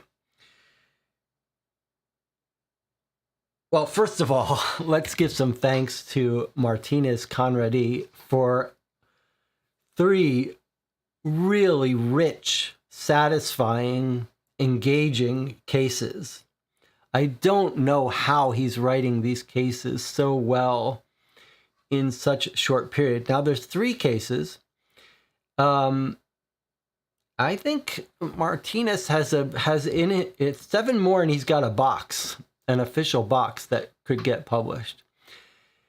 Okay, so first, thanks to Martinez, and thanks for joining us and letting us play this. And I really didn't want the butler to be the killer. It's true. And Martinez says, I tried to use a form of physical evidence that's not been used yet, typewriters. That was actually quite satisfying, the typewriter stuff. I want to talk about that a little more. But let me sort of back up a little bit. So we've played 3 cases. Magenta Book, The Anniversary, and this one. Certainly, by the time we got to the end of yesterday, it was clear to me that this was an enjoyable case, but the lowest ranking of the 3 for me in terms of enjoyment. And for a couple of reasons. One was there was a little bit of convolutedness, like some of it felt a little weird, like the father of Lavender, like some coincidence. The father was Lavender's father was the butler of Fiona. It just felt a little weird. And I think some issues with it felt maybe a little bit smaller, less polished than the others. So that's where I was sort of at the end of yesterday, and I was tired as well. Jonathan said, why don't we stop here rather than, because we basically had felt like we had read everything. We had pretty much read everything, except the one little part about Lavender buying the cyanide. But we had pretty much read everything. But instead we took a break for the night, and it turned out that was really a great idea, because We've now spent 3.5 hours reading almost no extra clues, just recapping and talking about the case and the theories. And in fact, of the 3 cases we've played, this is the one that we really chewed on and debated theories and came to different opinions, different theories, which was really interesting. And sort of the having read everything, I think where it left us is it is the ideal case. This is my example. This fits the criteria of the ideal mystery in that we read it all. Some little sub-mysteries were wrapped up tightly. Like we learned who killed who about the John Fairfax. Like little pieces were wrapped up by the end. But the big picture wasn't. And so that was done really well. And having read everything, we had a pretty good feel for a lot of the details. But then putting together the big picture proved elusive and gave us a couple hours to talk about. So, I mean, that's sort of the magic calibration that seems so hard for these cases to get right. And it's done, and it really was right here. The fact that one of us got it right and the rest of us didn't, that's what you want. That seems exceedingly hard to do. It's much easier to have a case where if you read everything, you understand it completely, and the challenge is to figure it out before you got to the end. Here, you get everything, and it's still just out of reach, and that's really well done. That's an incredible achievement by Martinez. Whether you quibble with the ending or not. Now, let's look at... let's go back in the chat for a second here. Jonathan says, one point that feels a little off to me, I kind of feel like there might be too much physical evidence tied to the law office. I don't know, I feel like we spent a lot of time thinking about the law office, which sort of seemed the mundane aspect of the case, while the bits more about intrigue, supernatural, fell a little bit more in the background. Anna says, we needed a real clue at the beginning about Hancock to force him before 8 leads. That's a good point. Now let us read that thing where we could have saved Hancock. I think I'm going to be okay with it, but let me see what happens. So we got to Hancock. I do agree with Anna. There wasn't that missing saving Hancock was unfair in the sense that I don't think logic would have led to us saving him. But the question for me is that's only important if we needed to save him to understand things. The fact, I think this is just like, well, if you happen to go here early, you save him, otherwise you don't, but that it's not important, it's not critical for solving the case. So let's see. If we get there early... Okay, if we get there early, we see it just in time for him to see accosted. So actually, getting there early, we just see him getting killed. Clubs crash into him, and he says, one of the miscreants barks, where is it? He says, too late. Nathan produces a pair of brass knuckles and flies into action. First, he kicks one of the attackers behind the knee before punching the man in the side of his head, smashes his fist into the second man before turning on the third. The last assailant backs away, stepping out of reach, but only to retrieve a long butcher's cleaver from his tattered coat. You'll be sorry for that, mister, he spits. Nathan drops his brass knuckles and whips a Weebly and Price revolver from his coat, cocks the hammer, takes aim. I'm sure I will, but I can live with sorrow. You and your mates had better vanish now, or you won't. Ruffians comply, melting into the shadows. Bravo, Sir Hancock coughs before spitting blood into the paving stones. I say, good show, dear fellow. Clearly I'm playing the role of the damsel in distress tonight.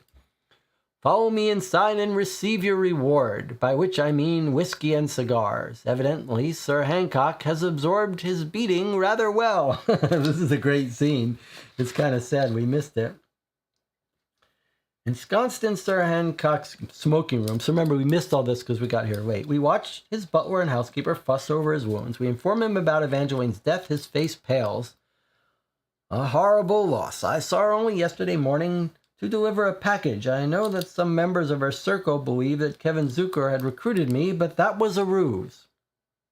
And what is the truth? I have been using my fortune to hop around the world, securing certain artifacts she desired. Many of them had to be requisitioned from criminal owners. What did you deliver to her? A single sheaf of papyrus. One sheaf. I brought it from Ceylon.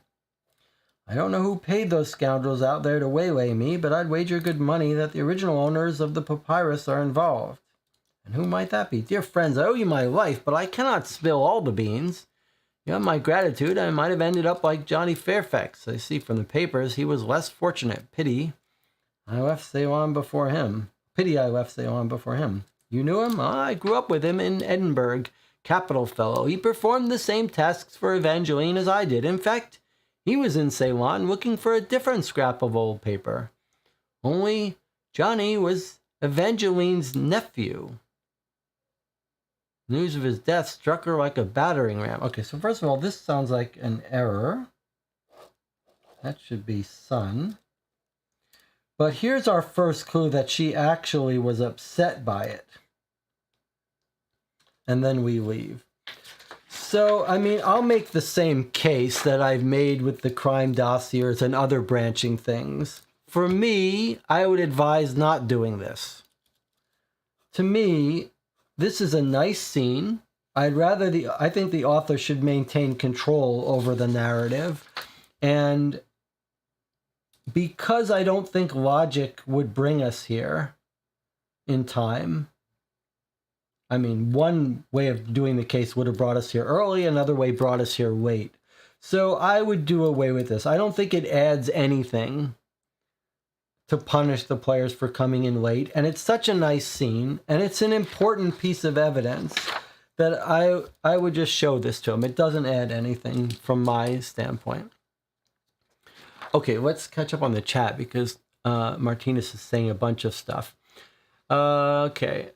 I experimented with crimes that were technically less connected. It was an experiment. Once I decided that Evangeline had indeed killed herself, I needed to make other crimes more interesting, which is why the mundane aspects of the case shone more than the actual death.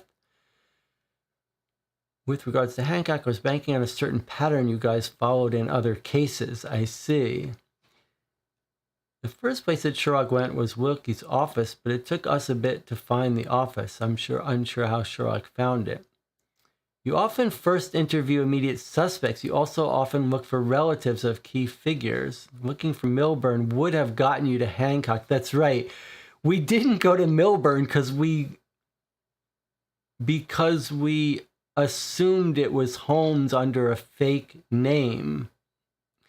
And there was a Robert Milburn in the directory, so we didn't even bother going there till late. Nathan is supposed to feel hard-boiled. Well, that was one of the things I really liked about this case is I liked the storytelling mechanic. I don't know what the right word for it is. I liked the idea that Nathan was now accompanying the irregulars and putting his own little twist on things. And we even had the irregulars being a little jealous of him solving stuff in their presence. I just thought that was really nice. And this scene was a really nice sort of moment for Nathan to shine, which is another reason it's a little sad that we didn't get it. We didn't get to read that. So I do think Nathan worked really quite well. And he also gave a little bit of extra mystery to the case because we were like, who is this guy? What is he doing here? Why is he running this case? And we slowly begin to respect him. I thought that was really nice storytelling element. Shay says no, because he was raised by her sisters, so it would be common knowledge that he was her nephew. I see. Everyone seems to agree that Nathan was a great addition. Yeah, and it was nice that some of them knew him, that he had some history. They all thought he was dead. It was I mean, it was so believable that I was thinking, oh, Nathan must be some canon of Sherlock Holmes. Like, he just fit right in so well. It was a nice little, it was a very nice element. Okay, so now I want to talk about going back on bigger picture things of the story. I do want to point something out that was also a little different and maybe a little bit of a, miss is not the right word, but maybe missed opportunity. So we played 2 of Martinez's cases so far, Magenta Book and Anniversary. And one theme that I really loved, now this gets to some of my personal preferences. Not everyone is going to feel this way. But I am a big fan of stories that look like they're supernatural and ride that line of ambiguity, but have an explanation that's not supernatural. And one of the really nice things about those first 2 cases is they really capture that. Except for the ending for the Anniversary, but I gave my way to twist that and fix that I thought would leave that little ambiguity. And one thing that was a little missing here, and this gets to some of Anna's comments about the other cases involved, and Jonathan's comments about where the evidence was that there was no ambiguity about there being real occult stuff. It was very clear from the first piece of it that there was no occult, there was no supernatural at all in this story. And again, I'm just saying, like, one of the things I liked about the previous 2 cases that I could almost see as a theme for a box of cases. I'm starting to envision the box of Martinez cases would be this theme of not being sure if there really is a supernatural element in the world. It certainly should be that 99.9% of everything is real world, real people committing crimes. But I like that little element of being a little bit unsure. Like, maybe, is it possible? Are we going to learn that there's some new supernatural thing? And here, they're doing occult stuff, but never for a moment do we even consider that there could be anything supernatural going on. So we knew right away it was going to be poison. And so anyway, just one little quick hot take from me on the element of supernatural playing more of a backstory here. Now, Jonathan was saying about the evidence being all the evidence being in the office. I think, well, let's put it this way. I did not have that impression. No, sorry. It's not that I didn't have that impression. That did not strike me as anything that I didn't miss there being more evidence elsewhere. That felt fine to me. The typewriter notes, we did find a couple notes. I love the different variety of evidence, the notes. And I loved having a couple scenes that were big and rich. And that scene at Wilkie's office where we get these 3 notes and then we get the diagram of the footprints and the discussion of the footprints, really like that. And the cab log was that was one of those, we talk about how satisfying it is to get a nice dense clue that you read and reread and sort of make more sense of. And the cab log here was really satisfying. It was half a page, but we had to reread it and make sense of it. And that's one of those things where we went back to it and clarified some things. Like Anna thought that the secretary had gone and taken dictation at his office, but like it all made sense, all of it pieced together. But it was fun having to go through it multiple times to find it. And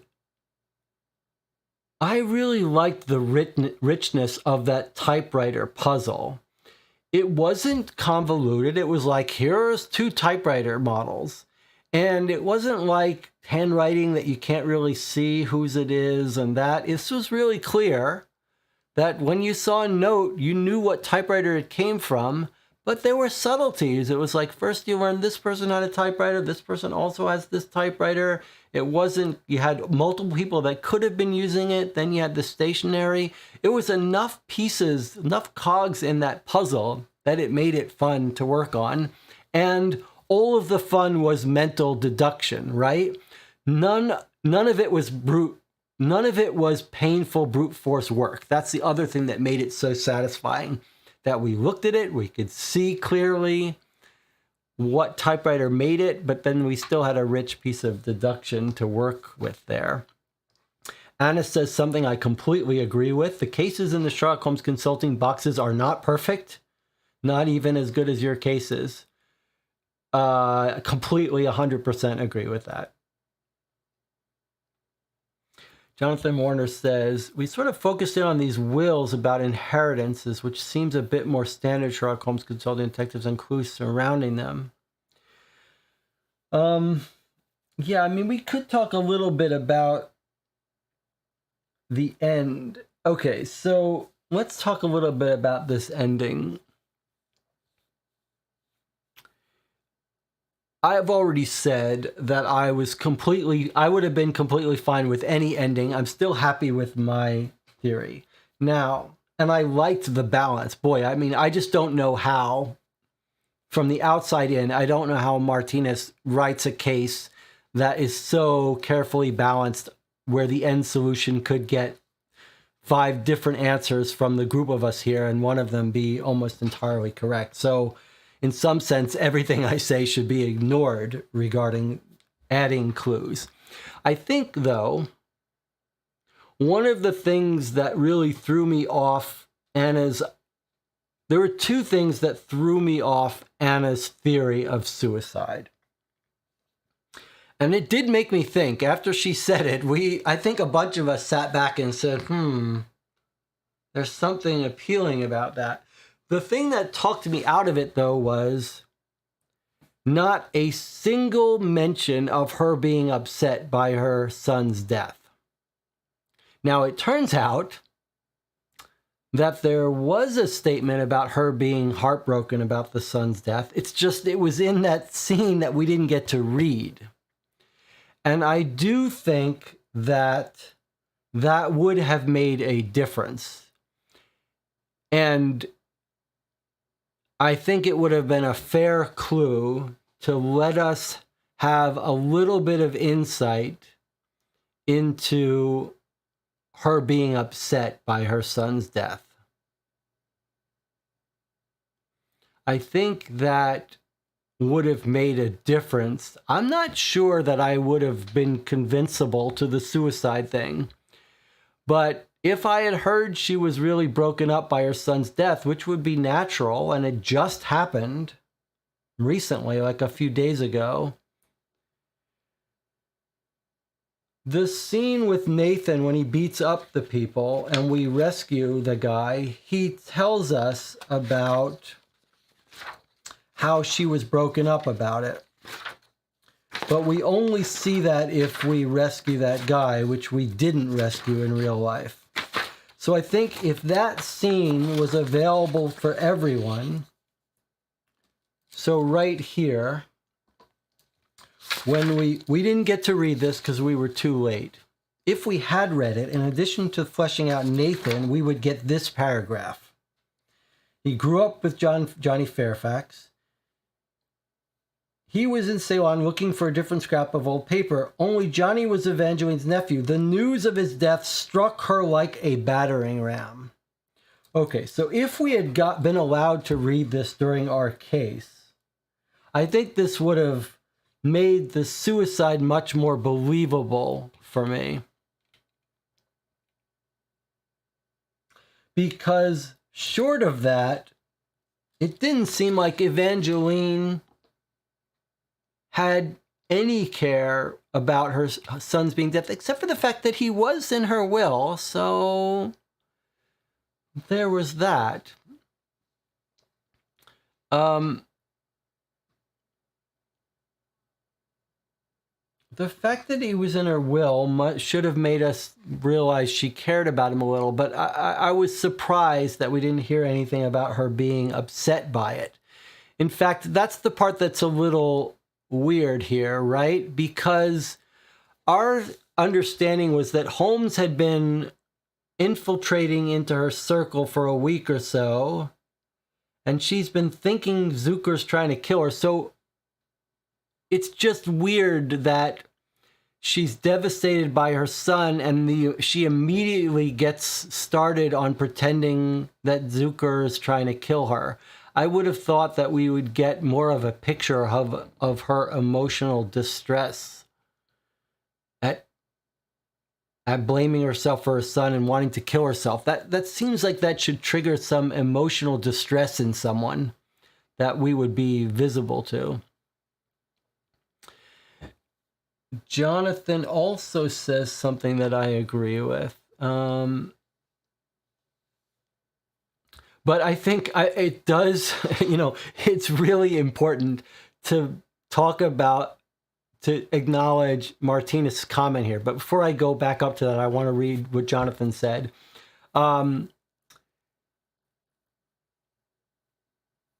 A good fix for that, however, is just get rid of that. It seems like we're all agreed to get rid of that 8 leads question and give everyone that scene for a whole bunch of reasons.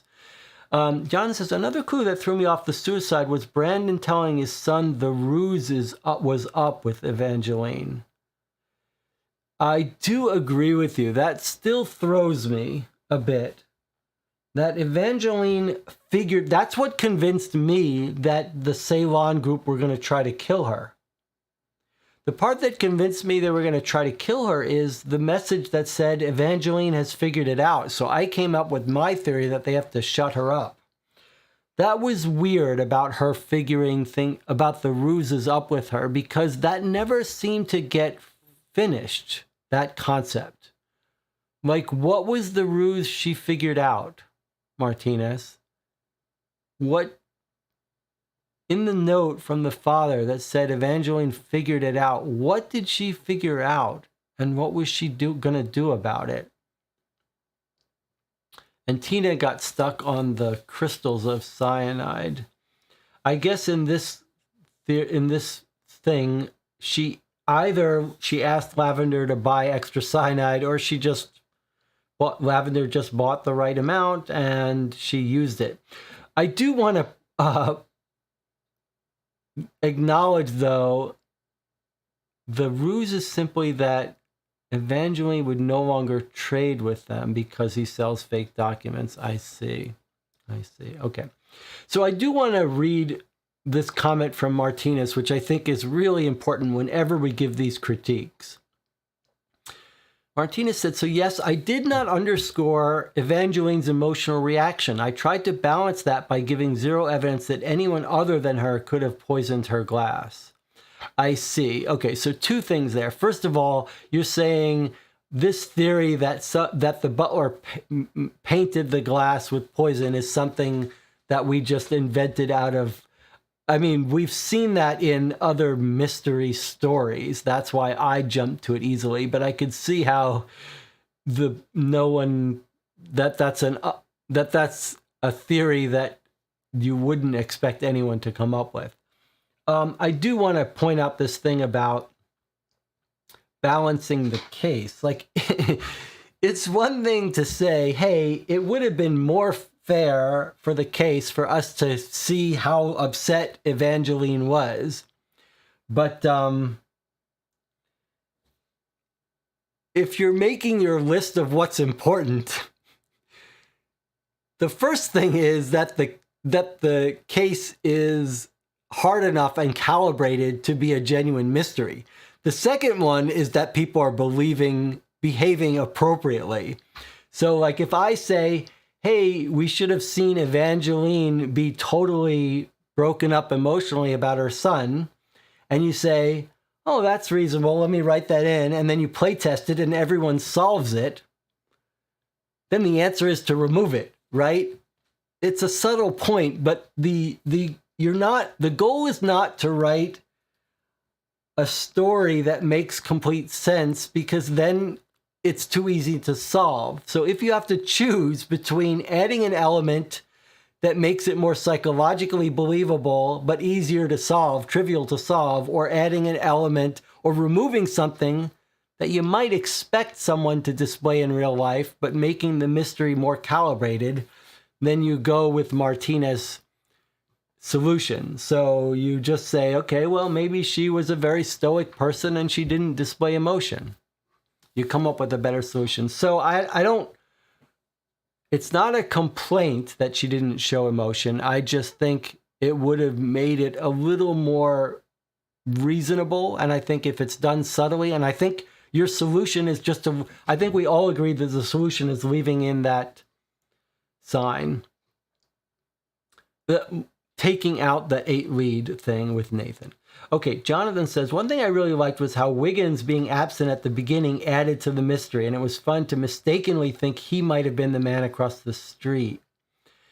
Yes, I agree completely. Nathan had that same, added that same element too, that right from the start we had these bunch of nice mysteries, and I do think I liked the staged beginning, how it sort of directed us through these 3 separate scenes.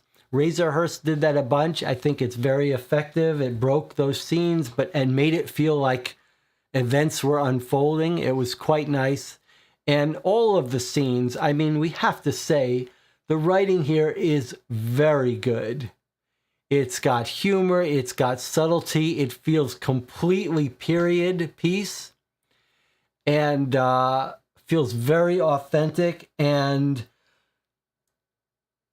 there are things, there are things you read and you appreciate and you see explicitly. I appreciate that these words feel appropriate, but there are other things that you really don't notice that just have a general permeate in terms of feel. And one of the things that Martinez seems to really have an intuitive handle on is the lengths of these entries, the varying lengths.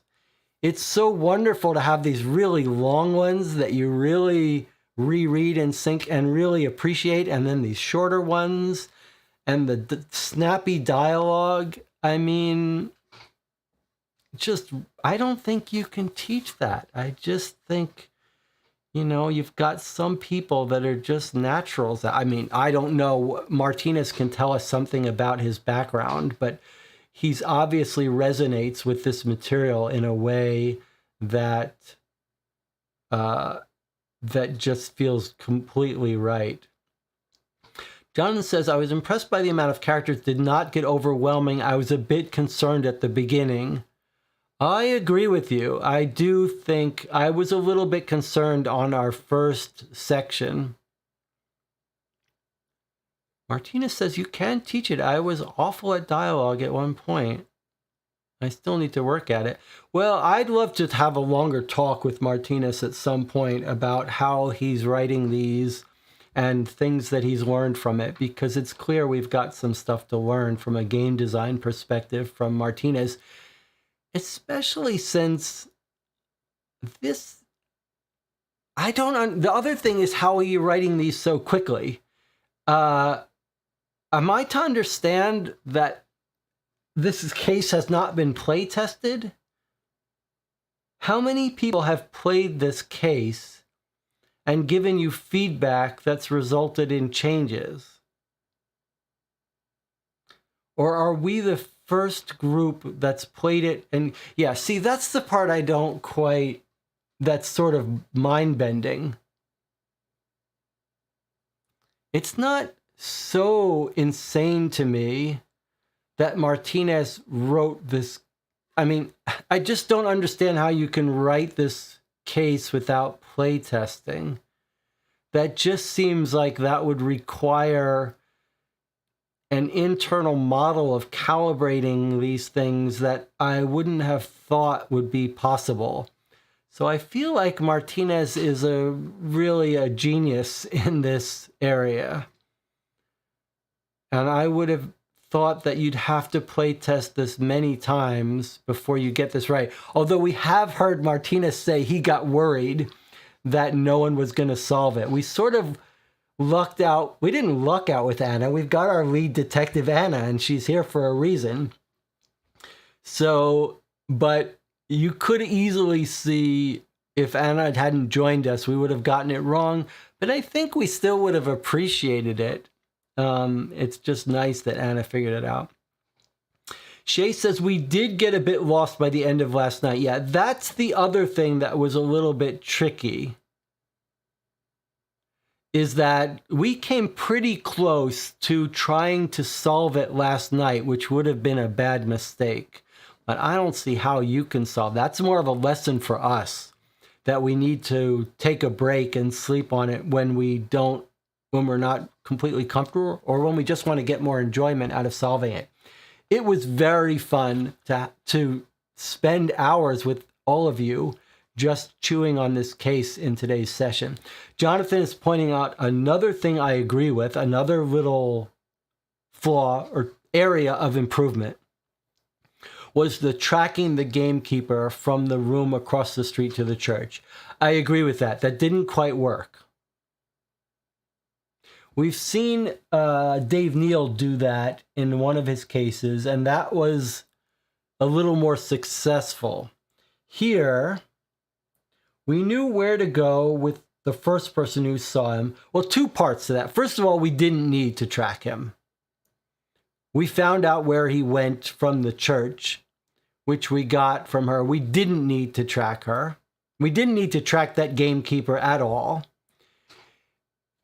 because of the order we did it. If we had done it a different order, it might have been fine to track it. But so we didn't need to track it, but also it didn't quite work. Like we tracked him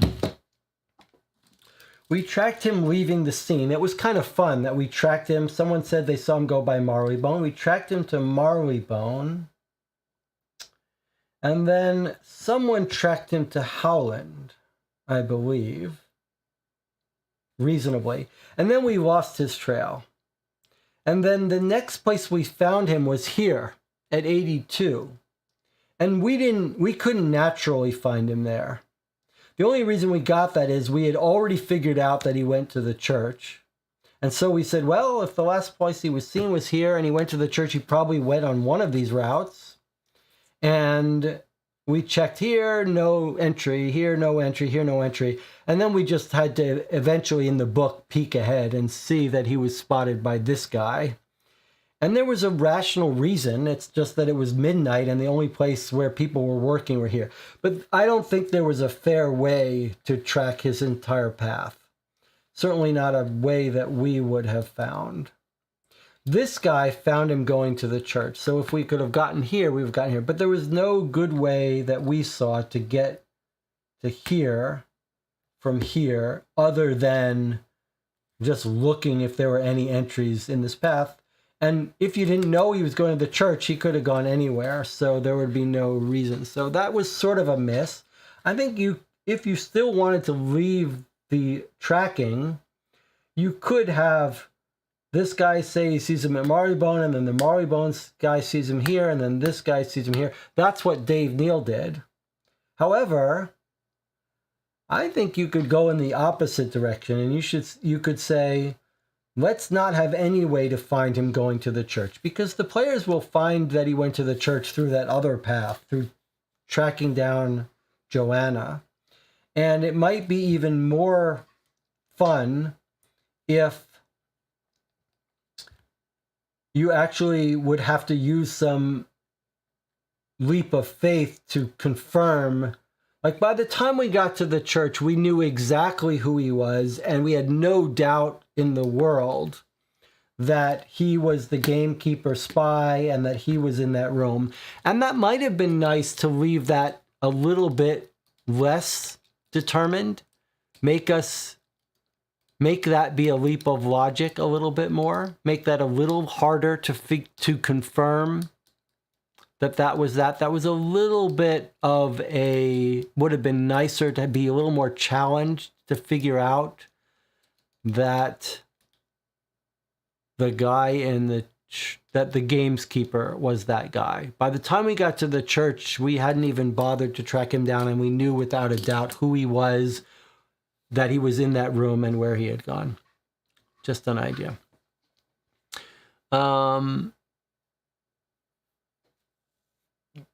Jonathan enjoyed the comment about Nathan looking healthy for his age. There were a couple of things. Another thing talking about calibration that was really nice. Oh, and Tina makes a great point. The other way you could make that gamekeeper more interesting would be to actually track him somewhere else other than the church. I agree with that too. That would be another way. Another way to make it satisfying, deductive puzzle. Whereas the way it was now, we sort of stumbled onto his complete solution as soon as we found the church. That we didn't have to do any of the tracking. And maybe it might have been more enjoyable if he wasn't at the church. A little more believable too, that they didn't both end up at the church. Have her at the church and have him only trackable through some work to a different place. I think that's a good point. We didn't really need to find him. He didn't really add much to our case. We understood what his role was. We didn't need to find him, and he didn't really see anything important. Although he confirmed the scene of the murder. But what I was saying before, it was interesting that in this case, one of the other things that is a good sign of the calibration is there was a bunch of things. It's always really fun when a group of people play and different people find different things. I think, and Tina and Shay are both making great comments about tracking the gameskeeper to a different location. Okay, but Jonathan solved this thing about the letter code words about Fairfax and signature code names being used that completely went over my head. And I found some things that other people didn't find. And of course, Anna always finds stuff and picks up things that some of us don't find. So it was really fun that there were subtle things that only some of us picked up on. Something else I made a note of. All right, so I've already made a point about some of the coincidences feeling a little weird to me, like an unnecessary. But again, I say unnecessary, but if it throws players on the wrong trail, they are necessary. That was like the father of Lavender worked for the thing, but maybe those are necessary to throw people off the trail. Two more things. First of all, I do want to acknowledge that this is one of those cases.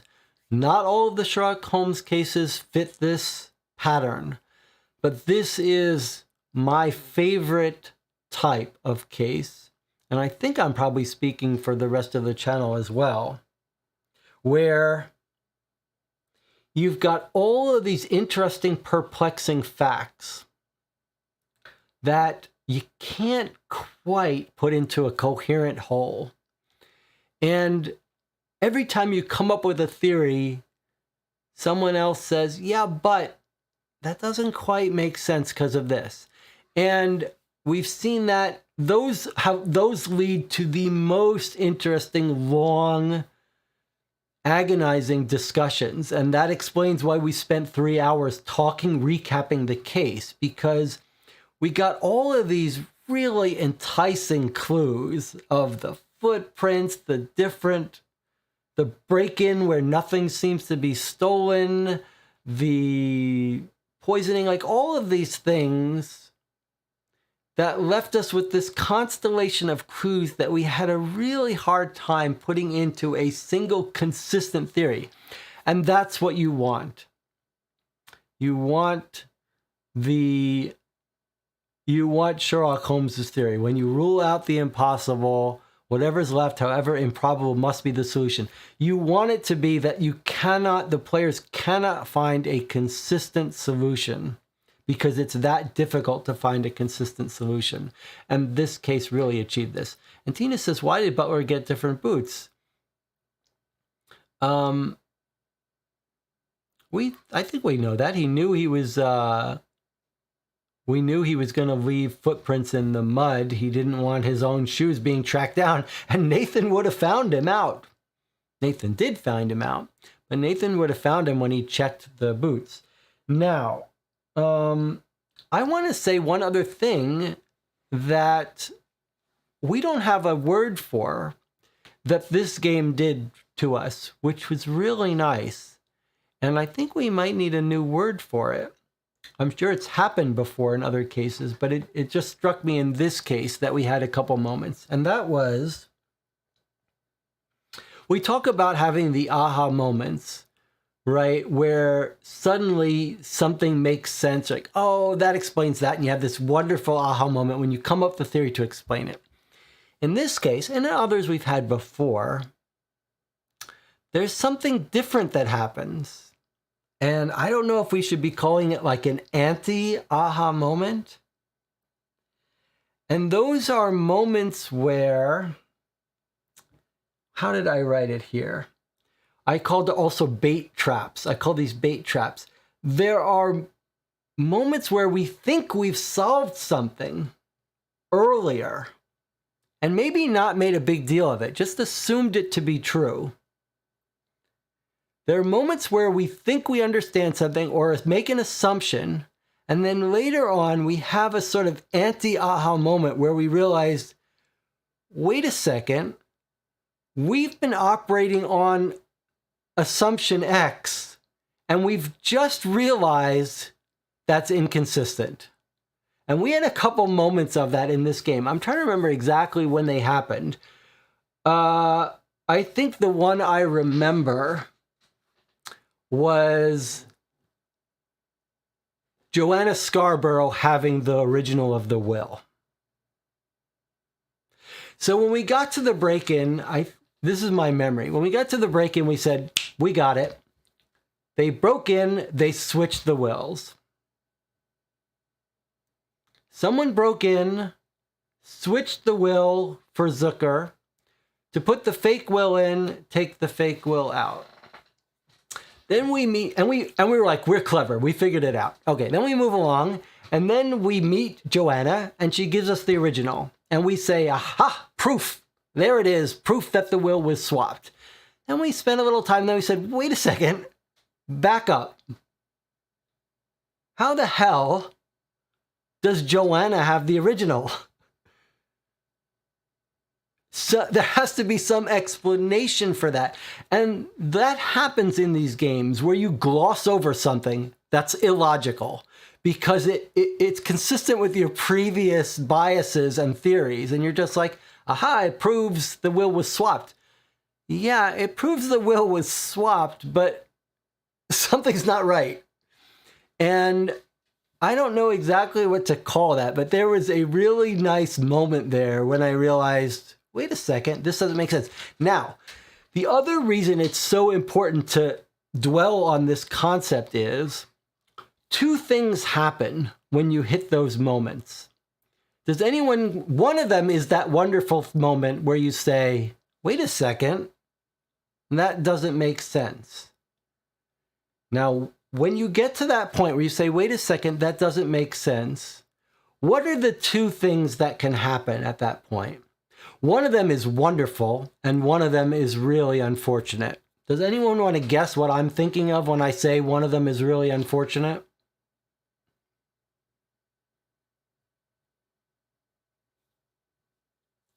If no one can guess, I'll tell you what I have in mind. That's right. Jonathan always knows what I'm thinking about these things. When you get around and you say, wait a second, back up, that doesn't make sense. At that moment, you're in this metagame situation. And that's when trust in the designer is so important, because the other thing you think about when you hit that is, this could be a bug. This could be an oversight from the author. That frequently happens if you encounter a document where like the date is wrong. You say, have I just discovered the key to this case? Or has the author put in the wrong date by mistake. And so that's a tricky moment. And that's where it helps to have trust in the designer to realize, oh, there's some logic here. That was quite a fun thing that we were right about Joanna getting cold feet. I'm not sure we had it exactly right, exactly on the same wavelength as Martinez, but we had the basic idea was right. Yeah. It definitely happens that there are bugs. I mean, especially imagine a case like this that Martinez wrote, didn't have playtesting. We found a bunch of small typos. Well, I tried to indicate them this time as we were playing. There was one thing where I think a date was a little bit off. Might have been related to the son's death. I'm not sure, but nothing that impacted anything, which is still mind-bending to me that this case could have been written without a huge amount of playtesting. I just would not have bet it would be possible to do unless you had written hundreds of these and somehow had figured out in your mind how to calibrate these. Okay. Anna says, I have to point out to you guys, I didn't come up with the solution on my own. I needed to hear your thoughts and theories to form my own, so it is a group effort. I'll take that. I think that's right. I think this is why it's so nice to be in a group. You need to hear. It is so often that you find this is why people don't realize playing these games solo is a different experience. Until someone hears you say something, sometimes until you verbalize something, you don't realize it sounds awkward. Like in your head, you're like, that makes sense. And then you start to say it and you're like, wait a second, it didn't make as much sense as it did in my head. And a similar thing happens when we have a bunch of people bouncing our ideas off each other, that you really do get your ideas tested and bounced off and people find things. But it is to Anna's credit that she raised this theory and it was pushed back on pretty hard, convincingly. I was fairly convinced myself into it, but she stuck with it and went down on the record. That was pretty, and that's pretty impressive. And it's a good skill to not be talked out of theories. I think I'm a little, there's certain people that are highly suggestible and medium, and Anna, to her credit, stuck to her guns on the suicide theory, which was pretty impressive. I don't know if I would stick to my guns. It's a little easier to convince me of certain things. The year on the documents of the solicitor had the wrong year. Okay, Shay found that. It's nice often when you find a bug like that, it's obvious that it's a bug. So those are harmless. It's only the places where you think this could be important that you run into trouble. And this game had none of those. So I don't know what to call that thing. Maybe like bait. They're like baits to make us, or things that you hope camouflaged. They're almost like camouflaged assumptions. Maybe that's a good term for when the detective doesn't realize something is important. Yeah, again, as Shay points out, this is similar to what Anna was saying. Like the real published cases have more bugs, more typos, and worse writing. Yeah. Martinez has a real feel for the text. Okay. Jonathan says, subjective taste. I generally, though, not just about this case, don't quite care for the solution involving coincidences. It seems to me then you have to list a much larger tree of possibilities of who could be working together. I think that's a fair point. So I guess, Jonathan, am I right in what you're saying in terms of coincidences in this case is the fact that we've got these two independent things happening, like the Zucker will completely coincidentally happening on the same night as Evangeline committing suicide on the same night as, coincidentally, Lavender's father leaving the will. And those are far-fetched coincidences to having them happening all at the same exact basic one-day window, which is what's confusing things. I think that's a very fair point. But, this gets right back to the question of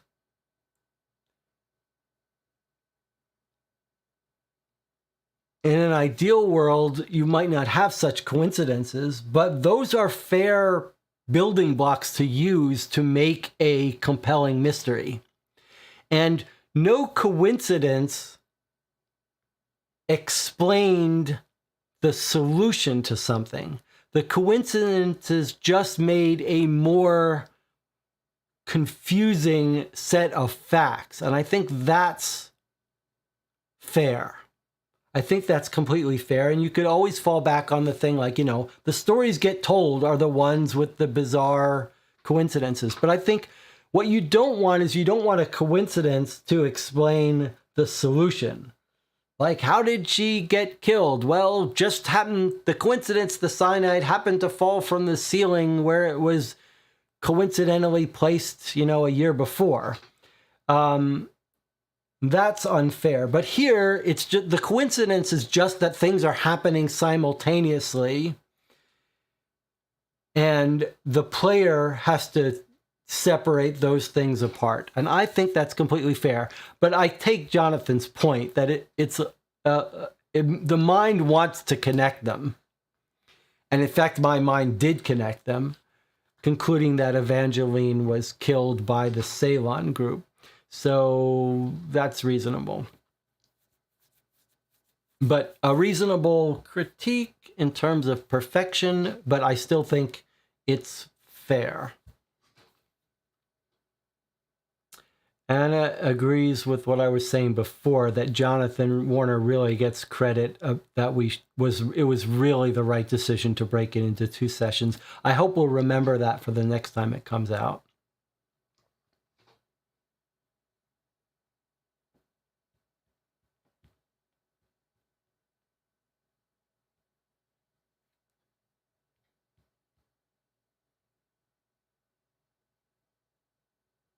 And Tina says, I think I'm alone in this one. I think the break did not do anything for me. Interesting. Well, I was getting tired last night, and I think we would have rushed it and missed all of the really interesting discussion. I don't think Anna had her suicide theory until we had some real discussion about it, and it jumped out. I still like my theory. I'm okay with imagining an alternative world. In fact, if you think about what's the enjoyment of these cases, I can kind of enjoy the idea that all of our solutions in like a multiverse happened.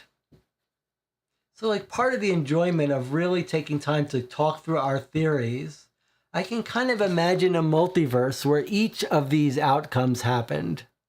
And we can appreciate how all the facts worked for each of those multiverses.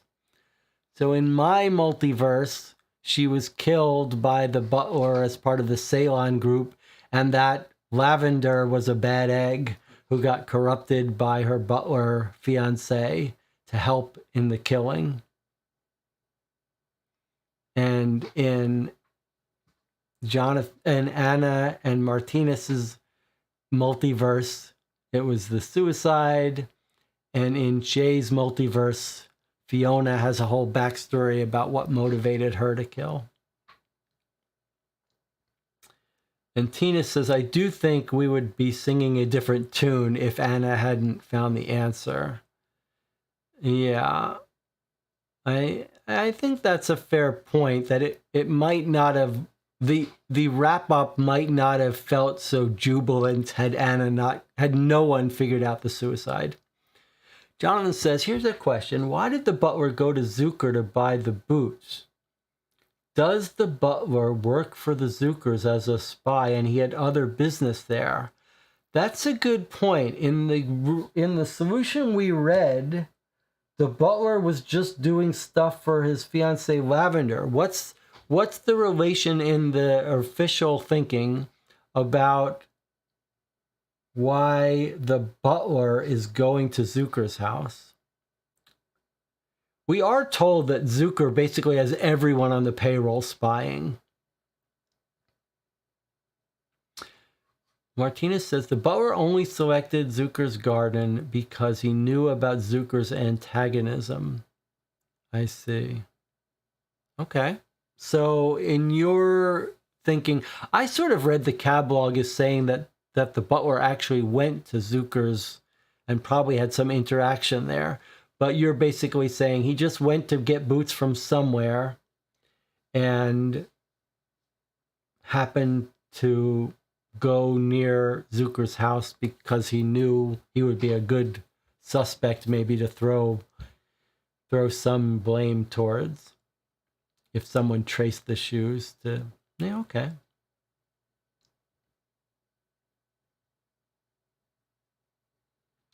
And Tina says, where did Evangeline get the crystals from? I think I can answer that. She got them from her house, from her supply closet, because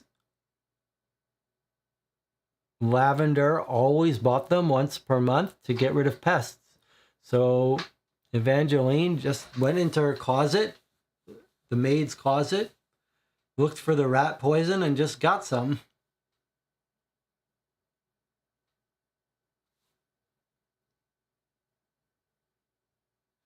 She did not have crystals but powder. I think you might have read something into the crystal powder discussion that maybe was more subtle, or you might have picked up something. So I think you're talking about when we stumbled on... I was the one who figured out to go to the chemist, but let's see. I think you're talking about at the chemist's office. Let's look at that again. You may have focused on something with the cyanide crystal powder that we took as unimportant. So housekeepers bought 80 grams of strychnine. They always do monthly. They bought 50 grams of cyanide salts 1 month ago. 80 grams of cyanide, touch excessive, but not overly so.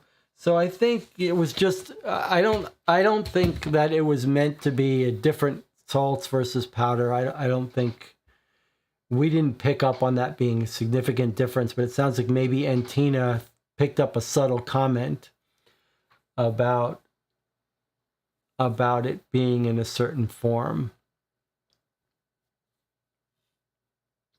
Yeah, this is just an example, I think, of just Antina spotting something that could very well have been significant, one form versus another, but in this case wasn't intended to be significant.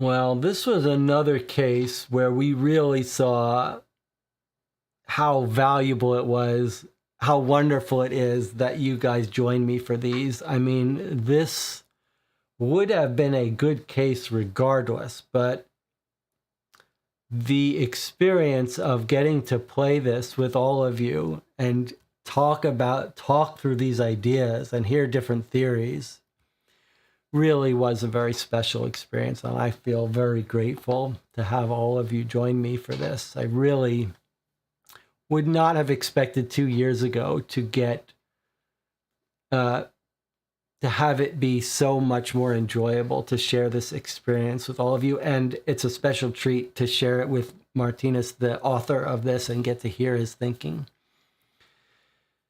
Maybe I should just sit here in silence so other people can talk to Martinez and ask any other questions or make any other points.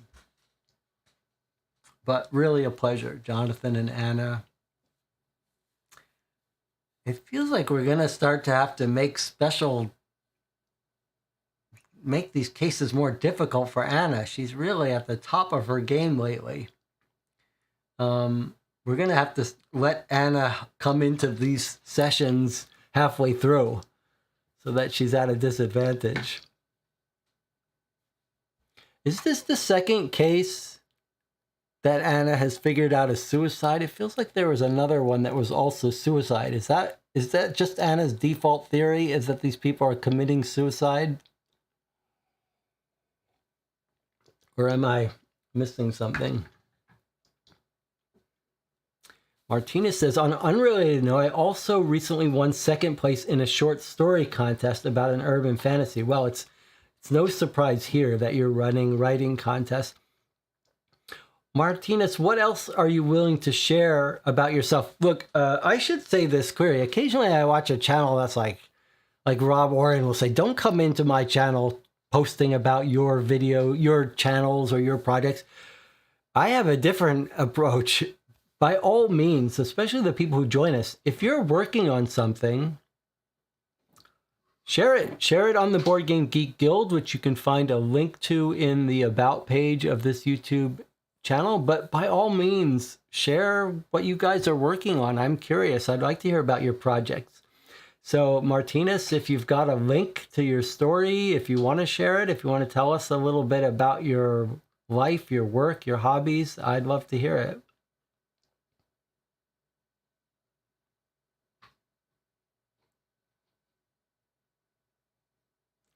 And it says, I don't think a butler would take a cab to get some boots. That's an interesting point. Maybe he didn't want to be seen. Remember, he doesn't go out and buy the boots. He sends the driver to buy them. He does not want to be seen buying these boots.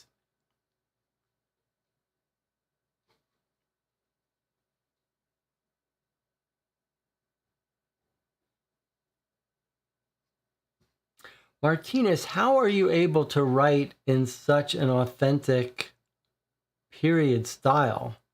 There was even a word that I had never heard that I didn't even believe was a word, but was an old word. How are you getting that background information? Addlepated. Feeling somewhat addlepated by the mad pace at which the night's events were unfolding. That was a real word I never heard of. Yes, that's right. Where do you learn such word?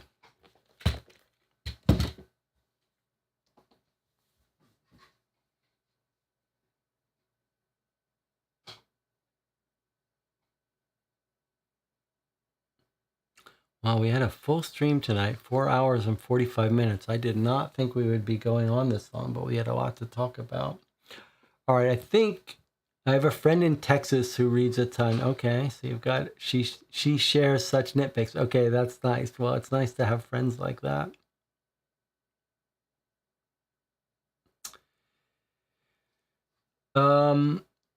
Okay, we could probably, plus I do some research on Victorian England. Yeah, well, I hope that we will have a discussion at some point with Martinez about some of his methods and thoughts. But let's wrap it up here. It would be nice to talk to some of these people. We've got a couple of authors now who've done a particularly good job at writing some of these cases. It would be nice to have a roundtable discussion of everyone to talk about how they write these cases and their strategies and see if there are commonalities, but that will have to wait for another time.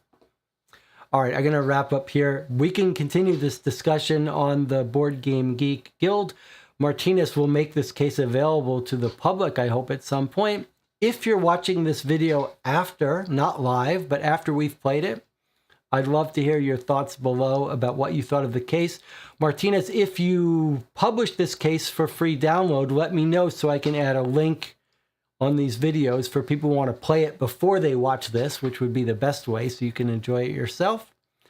Tomorrow we'll be playing The Case of the Blinded Birder, turn 4 or 5 of the play-by-mail game. That'll be at 3 p.m. tomorrow in the afternoon. I'll get a couple hours sleep before then. And then I think next week we'll probably do another Deadbolt Mystery Society puzzle box so that I can get a review of those at some point. And maybe one day we'll see a big published box from Space Cowboys of Martinez cases. Or maybe I can get it, steal them away to work on my film noir detective campaign writing. All right. I'll see you all tomorrow or on the next one. Thanks again, everyone, for joining me and all the help. A real pleasure.